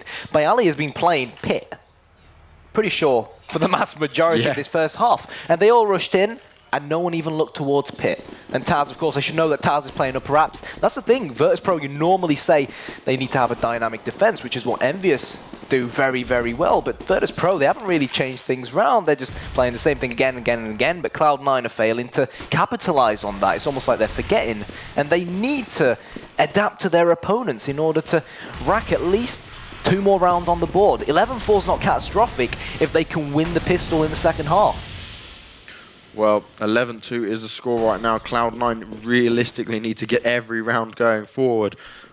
Their chances of that, only time will tell, but Virtus.Pro are playing absolutely great Counter-Strike right now. They're not doing anything so special. They're kind of sticking to the drills and they're just hitting their shots. It's more like Cloud9 have kind of fallen apart here, but Shazam comes out, does away with Taz, quickly taken down by Pasha though. Reply straight away. And look at this, Cloud9 lose 1 member and it's like everything's halted. This is not what you need. You need to push forward and keep fighting back. Sean hiding in the smoke here, going to see if he can deal away with Pasha. Semfis though, just moved out of position, was going to nearly see Neo there. Molotov grenade goes out and they went to see him. Semfis just taking his time in apartments, not making anything of it. They've got to be careful, only 30 seconds on the clock. Bialy gets 1, Bialy gets 2. Huge from Bialy, does finally get taken down, but Pasha's on the case. Neo spamming around here and Pasha picks up the final 2. 12-2 is your score, and we move on to the last round of the first half, and Cloud9 are probably losing their cool. Well, what can you do when Pasha's playing Archside as strongly as he is, and Bialy unstoppable in pit at the moment? You can't help but feel sorry for Cloud9. It is the last round of the half. I hope that was a glitch, because by the looks of things, Shazam and co have money still in the bank. No, it was a glitch. God. It was a visual glitch. Thank God for that. We'll say a Warwick. Thanks, Guy. So nicely done by me, who gets the first kill onto Sean. But again, Cloud9 not rushing for it, not waiting to push him. And he gets a second as well. They're peeking him 1 by 1. You've got to go in together, Cloud9. You're giving him 3 kills, and this is why Virtus.Pro are on top right now. Neo onto Nothing. It's not looking good for the Americans right now. It's Shroud and Shazam, the only 2 left to deal with 5 members of Virtus.Pro, and well, yeah. Shake of the head from Shroud. Shaking because he knows this is not good news. Yep. Neo wants to take on the North Americans. He will get dropped, however, and Shroud will, without a doubt, try to pick up that M4, but the man with the biceps doesn't want them to do so. But here we go, a sign of things to come, maybe, for Cloud9. Miku with his third, and Taz from behind to make it 13-2. And what an not a bad half for incredible- Virtus.Pro. What an incredible scoreline from Virtus.Pro. I don't think anyone would have expected that after what we saw on the previous 2 maps.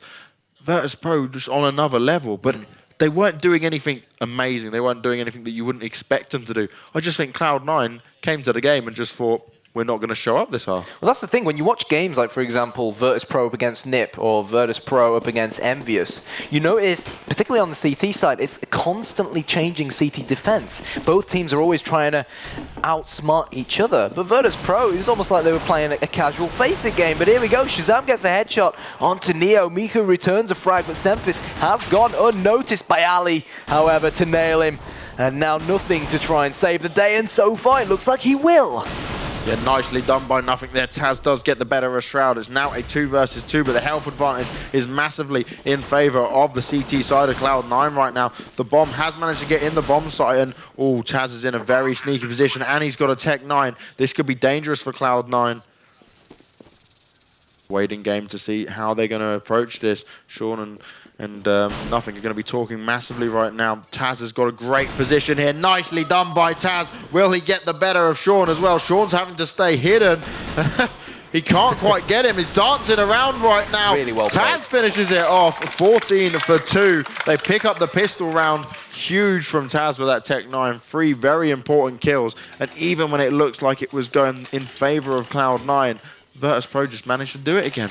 Yeah, and Cloud9, you could argue that they were already down and out going into this second half. And the problem here for Cloud9 is they're on the more expensive CT side. Virtus.Pro won the pistol, so really you wouldn't expect Cloud9 to be able to buy up until it's already too late in this case. So they have gone all in. They've got to spend as much money as they can to nullify the Polish threat because they've got no choice at the moment. And Cloud9, they've decided to stack this B bomb site here with 3 players. Yeah, this is going to be difficult for any team right now, but Cloud9, if they're not fully focused, I just don't fancy their chances. I want them to kind of pull this back, and I want to see what we saw back on Cobblestone. I want to see what we saw on Nuke when they were giving it their all, and, well, Taz deals with Shazam, does manage to get the kill straight away there, and look at Virtus.Pro, they're so split at the moment, comfortably just, they feel confident in what they're doing and being able to pick apart each bomb site. Molotov does go down. Semphis does do away with Pasha. He did just try to flick 2 his nades and, well, won't be able to go pick up that gun just yet. And Shroud's trying to fire off with the 5-7. Can't quite grab the kill, though. Mihu's going to come his way up middle. Going to go for the CT arch. Get a quick reload in there before he goes and takes on the bomb site. They're playing it calm and collective. Oh, they spotted. Who was that in the background? It's Nothing with the 5-7. What can he do here? It's like the CTs are scared of pushing all the way in. Bialy does manage to get taken down Shroud, but Nothing and Semphis are going to rack up the kills and leave it all up to Taz. They've now got AKs as well. If Taz can do this, this would be incredible. Are they going to poke him out? Oh, nicely done by Nothing. The smallest gap takes off his head, and another round on the board for Cloud9. But is it a little bit too late? Well, that's what Cloud9 need right now. They've crippled the Virtus.Pro economy.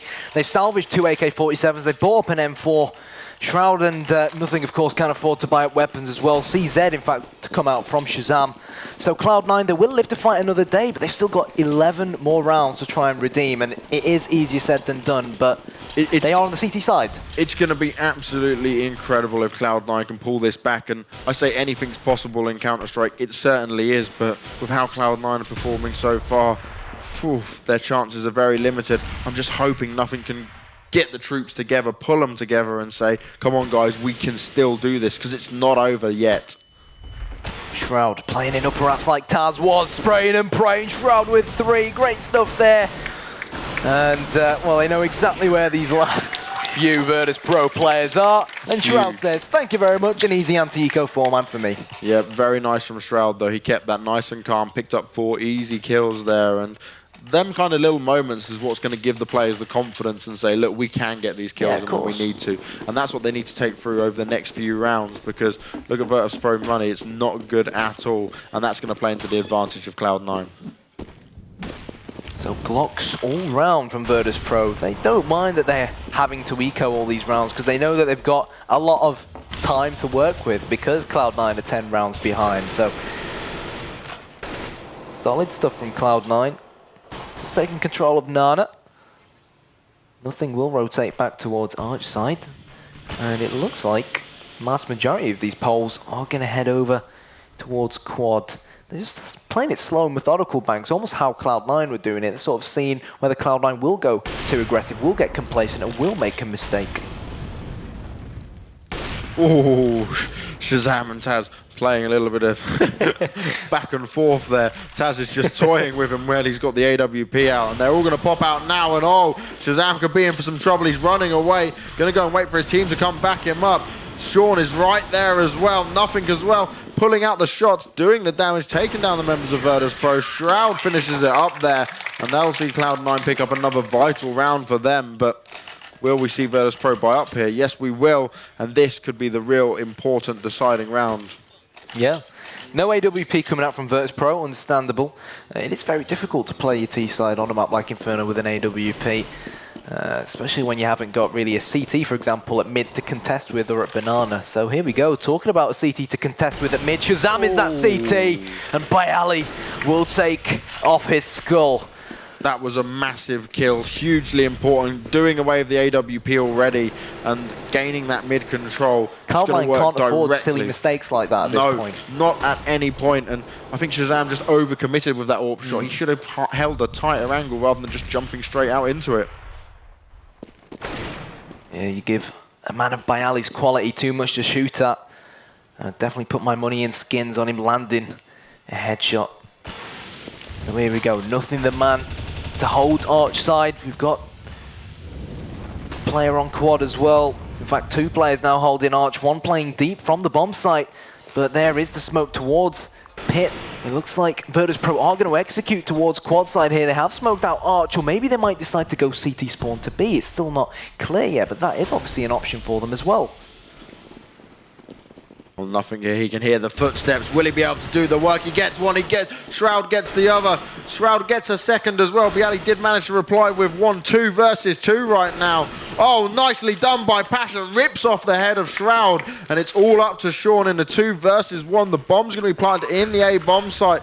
Molotov grenade goes out, but that's not what you want, Sean. You don't want to burn yourself. And whew, he's not playing that smart. Does get the kill onto Taz. Now into a 1v1. Pasha's going to have to hold his cool here. He's got to get the better of Sean. Spams him down to 16 health. Can't quite get the kill just yet. They're ducking around the boxes. Whoa! And Pasha comes in, catches the edge of him, takes this to 15-5. And we're on match point. Exactly. There it is. Match point now for the Virtus Plow. And Cloud9, they need every single round at this point to salvage something from this BO3. And now, I'll just say while we're here, we've got the screens on there. Look at how crazy Virtus.Pro will go once they win. These guys are known for how active they are. Well, they're putting all their eggs in one basket right now, taking full control of Nana.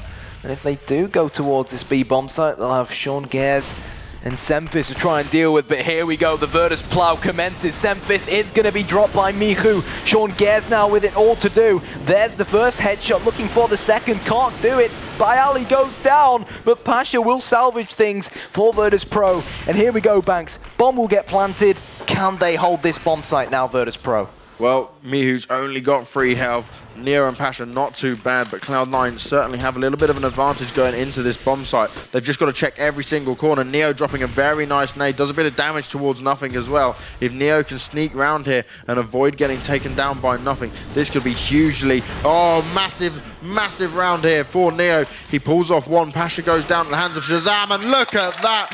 Virtus.Pro 16-5 on the 3rd and final map. They take down Cloud9 2-1 in a series that we expected to go much further than what we saw. Yeah, you remember on Cobblestone when we were talking about the big characters in this team, the wealth of experience in this Virtus.Pro side. They went 1-0 down in the BO3. Did they care? No. They kept smiling, they kept their heads up. We could see them in the camera on the bottom left, and they kept fighting on, and they reaped the rewards in the end. And congratulations, Virtus.Pro. Yeah, Virtus.Pro going to be incredibly happy with that. We we saw it go right down to the wire, and I'm really impressed with what we saw from Virtus.Pro then come to Inferno, and they absolutely dominated Cloud9. I think for Cloud9, they pushed so hard. Cobblestone, absolutely dominant. Obviously, Nuke didn't go quite to plan, but they were pushing back. It just seemed like on Inferno that they just didn't get it together. They didn't have the same energy. They weren't as confident, and that's going to really knock your game, and there's no way you can win like that if your head's not in it. So, shall we jump over to the analysis desk? I believe so. The man in way hasn't told me yet, so I was going to let you continue on that, Kyanite. But do not worry, we'll continue. We're going to go straight through to the analyst desk with Scoots, Foreign, and Richard. Thank you very much, guys. And again, I want to give a special shout out. We got a guy behind the cameras that is our kind of production manager, keeping an eye on us, personal assistant. Yeah, and his name is B. Rice. So especially pronounce it that way. Yeah, he used to be called Bryce. I guess he's a Call of Duty broadcaster. Well, he used to be a Call of Duty caster, but then obviously when he saw how popular Counter-Strike had got, he was just desperate for an in, which is why he started as the lowest of the low. But he loved, he wanted to show his COD roots, so he changed his name from Bryce to B. Rice to be a two-piece. Yeah, we didn't come up with this. It's all him. All true. Shout outs to B. Rice. Love you, bro. So let's get to it. Again, Virtus.Pro definitely showed up. Map 3. Cloud9 not out of it. Didn't know. They did not. No. Mate, Yeah. honestly, They never made it there. Did Virtus.Pro show up, or is Cloud9 a joke? Just look at Nothing's face there, where he was just looking like, but I played well every map. He's like, I'm used to playing badly and we win. And then he was like, guys, you never showed up. And they were like, yeah, now you know how we feel for the last 2 years. Yeah. And again, Mother lover. not out of it, and it will be our last and final match tonight. Cloud9 will play for their tournament life against Team Orbit for their tournament life. The circle closes itself. It's like Ouroboros, the snake that eats itself, Scott. I know you were saying that to me earlier. Absolutely. I brought that exact analogy up. And again, they played them already, so that'll be interesting to see. We'll talk about that when we get to it. Yeah, no doubt. But it's very different prospect now because mentally the Cloud9 that's facing Orbit, you know, before when they first played him, jittery, a little bit nervous, they grew throughout the game, grew in confidence, and then took that confidence into Virtus.Pro. Now that they've been smashed against the rocks of Virtus.Pro, they go against Team Orbit like completely broken, and you saw there as they sort of limped off stage. You know, they don't know what's going on right now. I mean, literally. I'm chalk and cheese how they started the tournament, how they've played those last 2 maps. And if you remember, it was Inferno that was the really convincing game against Orbit to start the day. That was the map that, okay, they got it sorted, it was fine. Cash was the one that they'd had the problems on. This time they could do nothing on that Inferno game there. Like actually, for all the good things in the first map, where they did really great, the other 2 maps were just complete smashes. They had no chance whatsoever. They were never in them competing. Yeah, and while we're talking, we'll keep talking about it, but let's start running our replays and we're going to talk about some of these rounds. You'll see a distinct lack of C9 players in these clips, I think. Yeah, again, I think it's like you said, a combination of both. Plow showed up, we've C9 gone back did in not. time. We're back on to back on Cobblestone. Yeah, back to Cobble.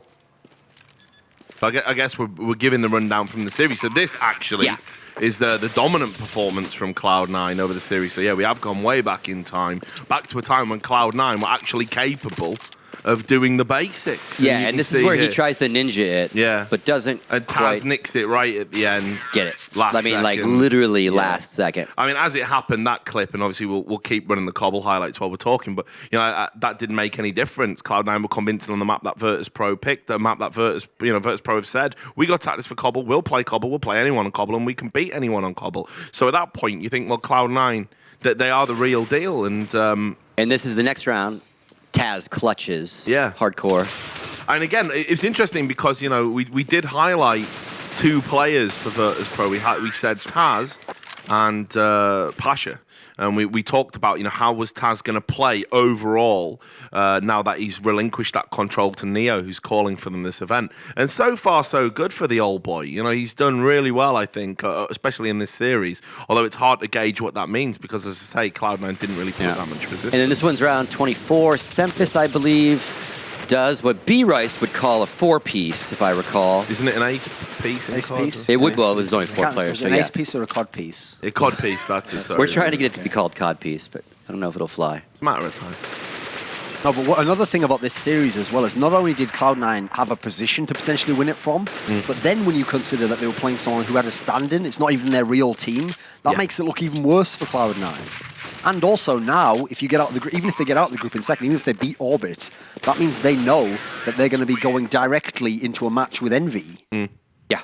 Whereas they had a chance otherwise, because we're hearing that at the moment Property might be about to beat NiP, you might have got the easiest possible semi-final to make a final. That's like a guarantee almost. It is a signal. Like I say, all the planets are aligned for Cloud9 here. And, Duncan makes a very good point. If you're playing any team with a stand-in... And again, here's some Jordan highlights. Again, they lost this map, but the only highlights we really grabbed were Jordan doing his thing. Yeah. Jordan, like I said, this is it probably is the best overall tournament. It's the first time I can remember in a long, long time I've seen him have this kind of performance in back-to-back series. Like, I don't even think it's happened before in CSGO. So, yeah, he will be feeling sick. But, yeah, just to touch on a point Duncan was making quickly just before the next clip comes up. He's right. At this level, if you want to call yourself an elite team and you go up, the top team in your region and you go up against another top team and they've got a stand-in and then you lose after having a map advantage... What are you doing? You've got to really be upset about it. And question, in watching it, did you see anything different from Virtus.Pro? Did they change their base strats, or did he just replace Snax's positions, right? Or did that change of play style throw off what Cloud9 was used to seeing, and maybe that helped with them losing that? I think it's Virtus.Pro looked just like Virtus.Pro, really. There wasn't anything too crazy from them. Obviously, Michu can't be Snax, because Snax has one of the weirdest playing styles. He's very unpredictable. He's got a great intuition for when to do these crazy flanks, or when to... sometimes he actually has very high skill level also, so he'll just lock a CT position down, kill all 4 people. Michu wasn't doing play that. as well is something else. Michu didn't really need to do that, though. His team was so on fire the last 2 maps. He just had to be there, do a little bit of something, not get in the way and die early. And he was doing a fine job of that. There's no complaints. Yeah, I mean, again, tactically, the good thing about bringing Michu as a stand-in is he is just going to slot into there. He'll never be as good as Snax. Snax is a phenom in many ways. He's an incredible player and brings so much to that Virtus.Pro side. But, if you just need someone that's reliable, dependable, and most importantly, is just going to listen to that, because that's how it has to be. There's a clear hierarchy in that team. You've got the old boys, the old dogs vying at the top, and they're going to argue and fight it out. If they tell you to do something, and you do it, you're going to be fine in Virtus.Pro. That's how it's going to work. And he's done it by the numbers performance here, posted very well. So last map, pistol round by Pasha. Yeah, and this was huge from Pasha. I mean, that caught the end of it. Yeah. All 3 headshots. All 3 headshots coming up there. And, Pasha, not particularly known for his pistol play, but again, another player we highlighted. We felt that this is a guy who has to really, perhaps carry the weight in the absence of Snax. And what a great start. And a pistol round, 3 kills, 3 headshots, locks down Banana. That bomb site's closed for business. And away we go again. And Cloud9 really seemed to struggle. Every time they looked like they were going to execute a strat, something like that just shuts you down, because 3 people are dead with 3 bullets. That's it. How do you react to that? And again, round 9, I believe this is Neo going off once we get to him. And the thing is, on the CT side of this map, where Virtus.Pro was so dominant, it did look like the old Virtus.Pro. That was the thing. Yeah. It's when they had these lockdown CT halves. We saw famously the year ago at ESL EMS one of the Katowice it was called at the time. That's when even NIP couldn't get T-entry side rounds to this map, because it was so locked down on CT side. And this is what was happening time and time again, actually, for Cloud9. This is actually Shroud who wins this round. I wrote this one down wrong. Sorry, the amount of times, though, that Cloud9 got themselves into these situations where it was 2v2s or even sometimes 3v2s, and bombs down, bombs ticking, should be comfortable, and they almost throw away the round by having a stupid kill. I mean, like you say, Shroud clutches that one there in a 1v2. Great individual play by him, no doubt. But again, the story of the game was they were losing the 1v1s, losing the 2v2s. Every advantage they had, Cloud9 would throw away by poor positioning, poor communications. They just made it so hard for themselves. And if you lose a game by the kind of differential that there was in that game, and you won a crazy 1v3, that kind of shows you were never in the game. It took that to win you rounds. Yeah. So here's the Neo Okay, one. so I had it backwards. So this is Neo, yeah. Okay. And this is versus guns, remember? Yeah. These aren't pistols he's shooting. In that corner, right? And well, I mean, again, ends it right there. That was another thing they actually did really well, and this is almost perhaps an advantage of having a stand-in. possibly one of the few advantages you can have. They did play really fluid, really loose.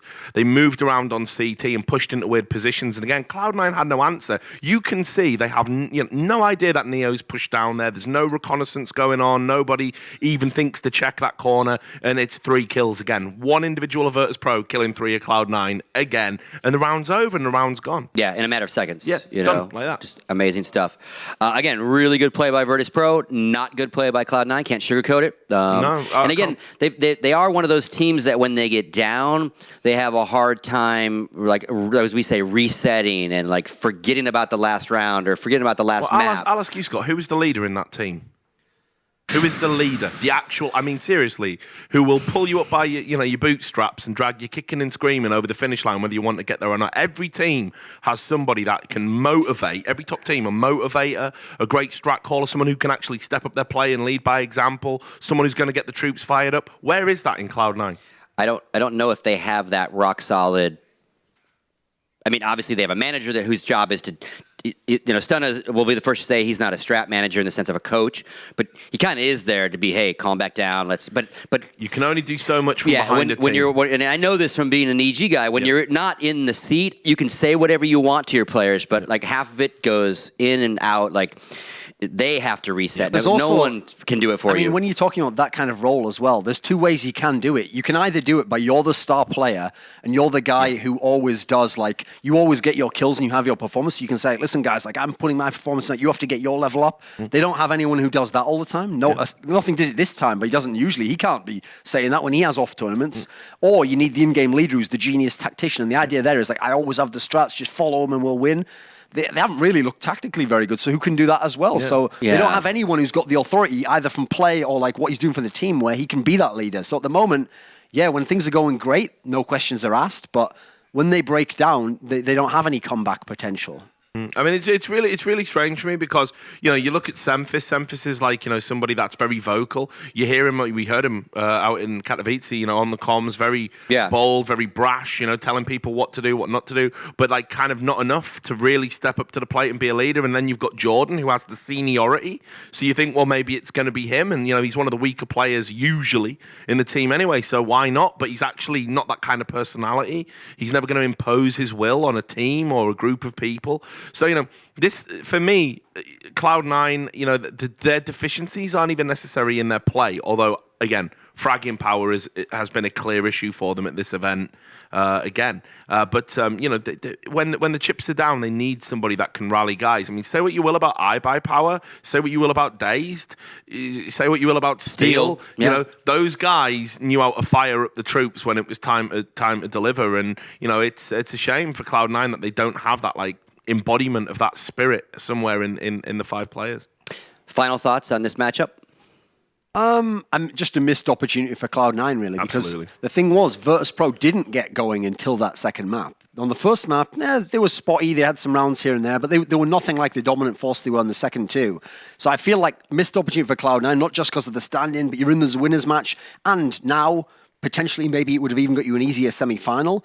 I still think they can get in. They can get in against Orbit, but now that they'll have to look at that series and go, we let that one get away from us. Obviously, Virtus.Pro played great, but they have a stand-in. They're not necessarily knowing what they're going to do themselves, And again, now they end up, if you come out of this as number 2, guess who you play? Winner of Envious. Oh, you play, Envy. Not good. Not who you want to play. No. I'll tell you who will want to play Envious. Orbit. I'll tell you that because they weren't expecting to get out of the group, and now I think they've got a realistic That's another thing. That changes things for Orbit, because if I'm Orbit, I don't want to play against Virtus.Pro to have to get out of the group, but I'll play against Cloud9 again. I won them up against them before, so that's even a more favorable matchup for Orbit. Yeah, definitely best case scenario for them. We just got word that NiP did win that second match, so they're going to map 3, which is Dust 2, and again, that is being streamed on Gfinity TV just 2 on Twitch, so definitely check that out. We're going to go to a quick little break, and when we come back, we will start talking about Cloud9 and Orbit.